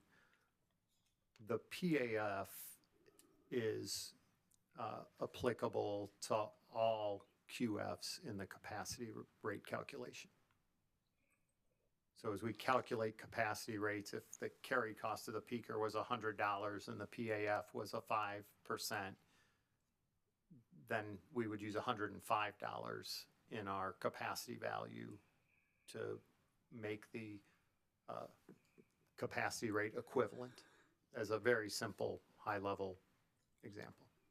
Thank you. I need to learn to write faster. No worries. Couple other things. Does Duke have sufficient capacity to meet its system demands? Yes, it does. And I was thinking in terms of avoided cost again, and if I'm oversimplifying, well, I probably am, but in general, does the avoided capacity rate incorporate the cost of building and operating the necessary generation capacity to ensure the utility is able to meet its system demands? Yes, it does. So, again, kind of circling back, are we not both compensating QFs for the actual avoided cost and a bonus payment for outperforming Duke? No, Duke, see if this helps, because it is, I understand the question. I want to make sure, try to answer it a different way this time. So Duke carries a reserve margin above and beyond its peak demand. So I have a weather peak demand, let's say it was 10,000 megawatts. And when we carry a reserve margin, in the last IRP, it was 17%. You'll see a new one tomorrow. But in the 17% IRP, that 17% was to deal with not just abnormal weather or really cold or hot weather, but also for unit outages, right? So we recognize that the system, 100% of the resources are not going to be available on any given peak day. And so you carry a reserve margin to allow for some level of outages that are normal in the industry, as well as to be able to meet the customer demand during extreme weather. Those are two of the big drivers, and two of the biggest drivers. And all the PAF is doing is recognizing that if Duke has to carry extra capacity to meet extreme weather, but also to meet the need of 100% of the generation not being available, that the QF should also get that indifference benefit to say that if it meets the same reliability, it's fulfilling the same need. So a QF that, for hypothetically, if it was 100% available, would deserve a bonus because the utility system as a whole is not. But if the QF is below or equal to, they should get the same. And if they're below, then they wouldn't get the full capacity payment. So the only slight ability to earn higher would be if the QF was 100% available every hour of peak demand. And then that would be a slight bonus of that 5% in recognition that even the utility doesn't perform at that level. So that's the whole intent of the PAF, is to really leave them indifferent and not discriminate against the QF, but also leave the customer indifferent. You're saying it leaves the customer indifferent? Yeah. The PAF does not overcompensate the QF to the detriment of the customer, because it's leaving the customer indifferent between a utility system that has a slight outage rate as normal with any utility system, and a QF that also has a slight outage rate. So if the utility system and the QF system had the same outage rate, they would get the same compensation. That's the indifference principle. I swear I'm not trying to come across like I'm arguing, and I'm No, I'm I want to. It's a tough one to Because- understand sometimes, so I'm happy to answer a different way. But you agree that the utility in your IRPs and your rate cases and everything else, also based on the information you provide and the testimony given, recognize that your generation doesn't operate at 100% capacity. So whatever decisions and outcomes occur are based on those things, correct? That's right. I mean, that's why we have a reserve margin. It's part of the reason for that reserve margin. I understand that. I get it. But does not a private developer, whether they're developing property or developing generation or whatever, not count the cost involved before determining, can we make money? Is that generally understood? Yes. And on page 20, lines 2 or 3 of your direct testimony, and I'll read it if it's okay, it's on page 20. You specifically say this multiplier increases the avoided capacity rate paid by customers and received by the QF.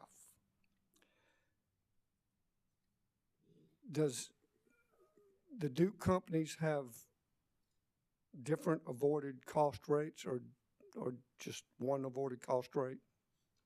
There's one for DEC and one for DEP.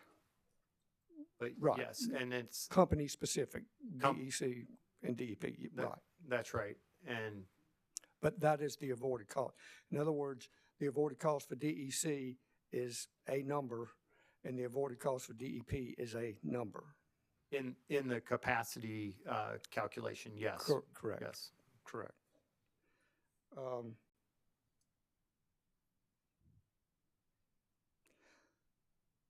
So relative to page 20, lines 2 through 3, what am I not understanding about that sentence? Yeah, and maybe let me go to that real quick. Page 20 Yeah. in the direct lines 2 through 3.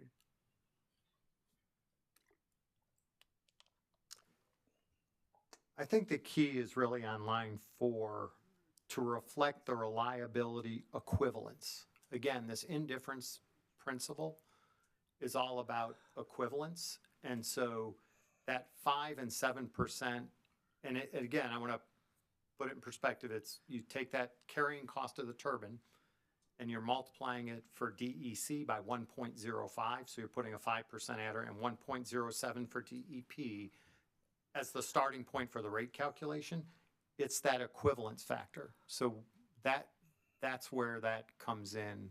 It does raise it from the cost, but recognizes that without the QF, the company cannot just build 100 megawatts of CT cannot serve 100 megawatts of customer load.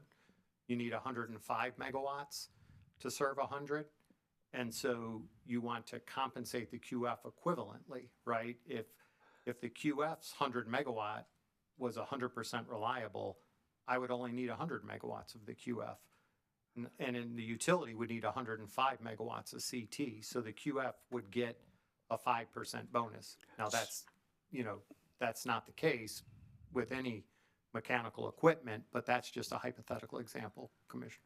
So in the earlier question and in your testimony, you acknowledged that the companies, the Duke companies, must take from a qualifying facility if they give you an OC or if they want you to, correct? Yes. And the 1.05, 5% for DEC is 1.05 times whatever the avoided cost rate is, correct? That is, the 1.05 goes into the avoided cost rate, so that ultimately was a factor that grosses up the rate. So it's not like a bonus, it's that's in the rate. And I don't know if this helps, but the only way to earn that, we take that total cost and then we say, here's when it has value, 5 in the morning till 9 in the morning, for example. To get that, you have to be able to deliver energy 100% of the time during the winter season, 5 to 9. And if you can deliver every hour from 5 to 9, 100% of the time, you would receive the annual carrying cost of a peaker at a 5% premium. That's what it does. But it increases the avoided capacity rate and the customers pay that, correct? Yes, in the determination of the final rate, it increases the cost of the peaker in the peaker method. It increases it by that amount. And then the question is that indifference or not? Is that a fair indifference price for the customer? Well, I need to think about this more, and I think the companies should too, but, you know, I just want to make sure, again, that I understand it and that we're doing the right thing, because ultimately, every decision we make, the customer pays for, correct? That is correct, sir. So I appreciate where you're coming from. And they shouldn't have to pay 1 penny more than necessary, right? They should, yeah. The PURPA clearly wants you to strive, this commission and all of its commissions, and when they have states implement PURPA, to strive to obtain that indifference price. That means customers pay no more for the QF than they would if the utility had to build the generation. Well, I need to think more about this, and I hope you guys will too, because it seems we're paying above voided cost, even if it's minuscule, which I'm not sure this is, but even if it is. And again, just for perspective, because this is it gets divvied up into those peak hours. There's not a QF on our system. David talked about 900 contracts. There is no QF that is earning 105%.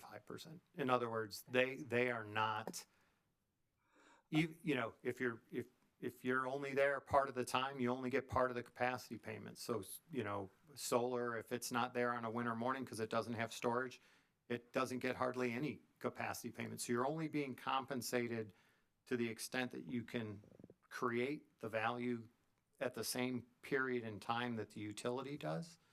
and if you need to perform at that very high standard, at that 95%, and if you can perform at that 95% availability, which is what the utility can perform at, then you get the same value that the customer would have paid for that 95% available utility asset as the 95% available QF asset.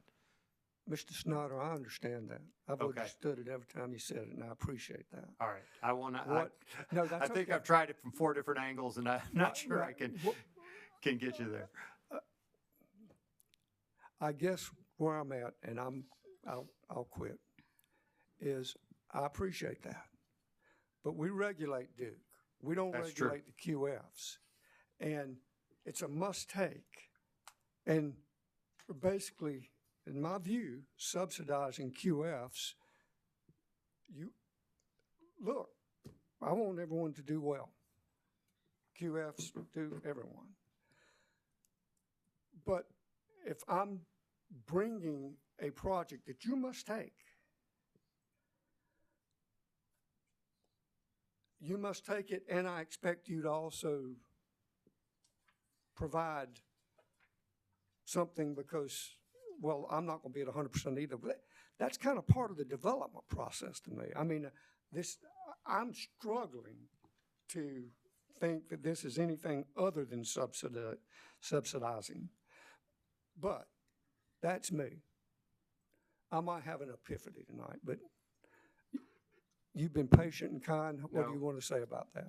The last comment I'd leave is not from that angle, but you said the must take. We must take, the whole zero issue is, for example, we're only paying for capacity starting with when we hit that equilibrium. So I just leave it at that too. So we must take it. If we don't need it in the calculation of that rate, we're not ascribing value to the rate. So if over a 10-year rate, I only need it in 5 of the 10 years, it's going to cut that. It's rough. You levelize. It's not exactly half, but you're going to cut that rate down by the period of need. So I would just say that, we must take it, but we're only ascribing value when it's needed and at the equivalent reliability value. So those are 2 areas where we tried hard.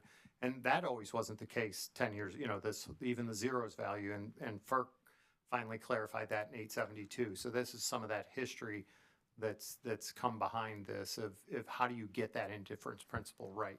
How do you ensure you're not ascribing value where you shouldn't? So clearly one that we continue to strive for.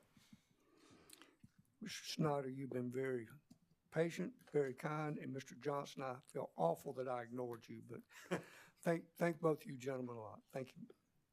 Thank you, Commissioner Caston. Mr. Snyder, I want to, just a brief question, more questions. Duke uses a peaker methodology in determining its avoided cost. Is that correct? That is correct. Is a PAF, is that specific to using the peaker methodology? Would that also be something that would be considered in other avoided cost methodologies?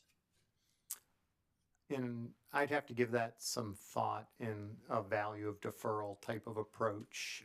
For example, it may not have the same application in some of the other methods that I've looked at long ago, because this is some of the methods, for example, just say create capacity value based on your ability to defer the next generation need.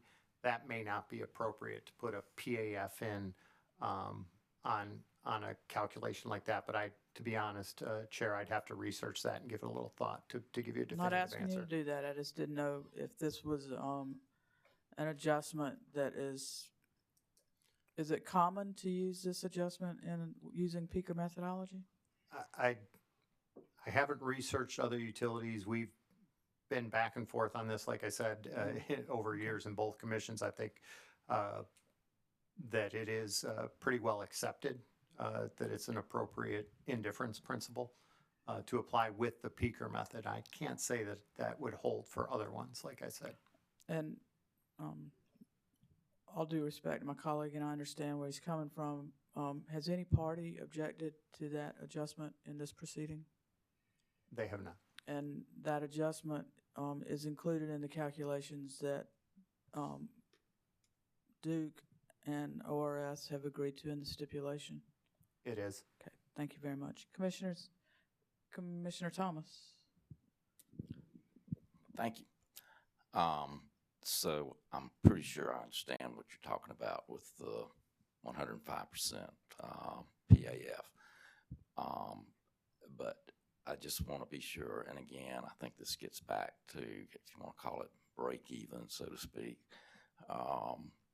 If you didn't have all these contracts with the QFs and that were not available to Duke, then the company would be having to add basically 105% capacity to be at that point that they needed to be to break even, so to speak. Is that kind of relate to what we're talking about?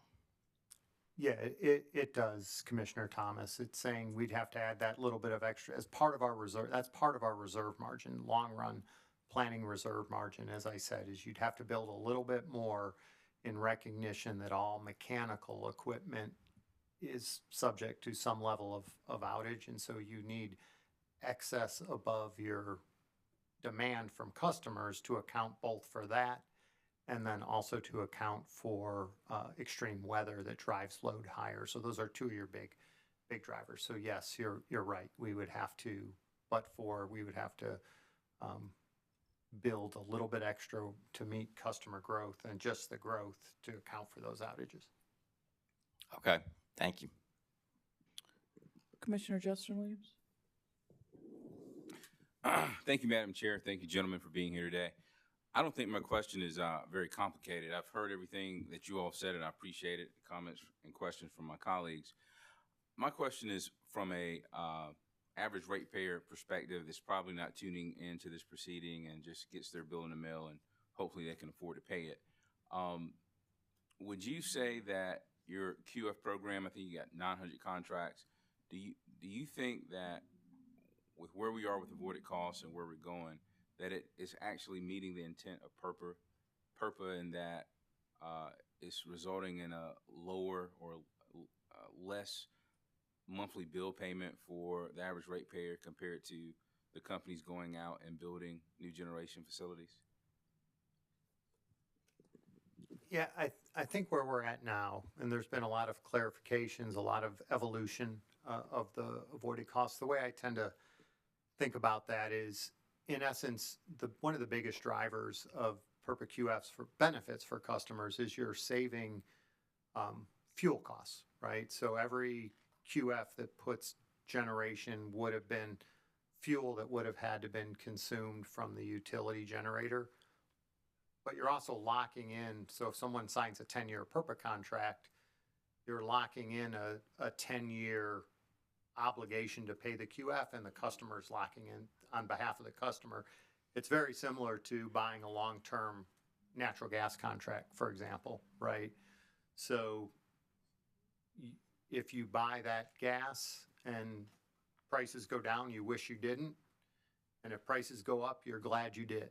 And QFs are the same way. So you're locking in 10-year contracts, and it locks those prices in, and customers are glad that they're there if prices go up, which they can do at times. But if you lock that contract in and then there's, a significant drop, then they're glad they're not. So I think where we're at with PURPA, if we start systematically getting some volumes across time to help manage fuel price volatility, that's a good thing. If what you're worried about not just is ultimate price, but the stability of those prices. So I think the customers benefit from the stability, but in any given point in time, if you've entered too many contracts when the market was high, you wish you wouldn't have. Thank you for sharing that with me, sir. Mr. Johnson, I don't know if you have any comment on that or not. If not, that's fine. Okay. No, I don't. All right. So I appreciate that, Mr. Snyder. So if we were having this conversation, say, and I don't think we really engage in these, but just generally speaking, is it more accurate to say that PURPA and the avoided cost contracts that you all have, or the QF contracts that you all have, provides stable pricing for your ratepayers, as opposed to less expensive pricing or less expensive bills than if you all went out and secured more fuel or built new generating facilities? Yeah, I think that's, you know, outside of just the standard offer rate, we have, you know, competitive procurements as well, which is an alternate PURPA implementation methodology to do long-term competitive procurements. The benefit of that type of a program is it's systematic. You target volumes and you offer them programmatically over time, much like you would hedging anything, you know, your 401k or our fuel prices. You know, you control in those programs, you can control the volume you need, and you do it through a competitive procurement. And that definitely, I think, helps to drive stability because you're picking the amount you want to do relative to your system need. So yeah, I do think there is you know, through that mechanism, which tends to be a little more beneficial than just when you don't have control of the volume or the operations and you're just having it put to you under a standard offer tariff. But I do think overall it does provide that stability. And again, you know, it's like with anything. When did you lock in your mortgage? You know, you locked in 5% and it goes to 7%. You're happy. If they go to 3%, you're wishing you didn't. So I do think it definitely, though, is a good analogy to look at it as stabilizing, you know, the volatility that's there with the underlying fuel. Understood. So I understand your position on the stability. I want to get to the ultimate monthly bill or yearly bill for the average ratepayer. It would not be fair to say that the avoided costs that we're establishing here through this proceeding and the QF contracts that you all have, their existence is providing or creating a lower monthly bill for your residential or all your ratepayers than they would pay if the program did not exist. Is that a fair statement to say? I think a fair statement really is if the world plays out as we thought it would when we calculated these rates, the customer would not know a difference. So they would be indifferent, right? So the prices we're developing aren't cheaper than alternative generation and they're not more expensive. So the customer, assuming fuel prices and CT costs and O&M costs and all the other issues, you know, unfolded in the manner in which when we snap the chalk line, and that's always the tricky part, right, in these proceedings, is you're snapping a chalk line at a point in time and you're setting those rates for a couple of years, and then you're going to readjust and snap another chalk line here in a couple of years. We do it quarterly for the large QFs, where we update our fuel prices so that we're trying to stay in step with the market for the larger QFs. But if you snap that chalk line, the customer would be indifferent today versus had we locked in the alternative generation. Thank you, sir. Madam Chair, that's all I have. Thank you, Commissioner. Commissioners, anything further? Is there going to be a redirect? Even briefly, we're going to break for lunch. And so if there's redirect. Okay, there's a little brief redirect and possibly recross. So we will break for lunch until 1:45. Gives us about an hour and 15. Thank you. We're in recess.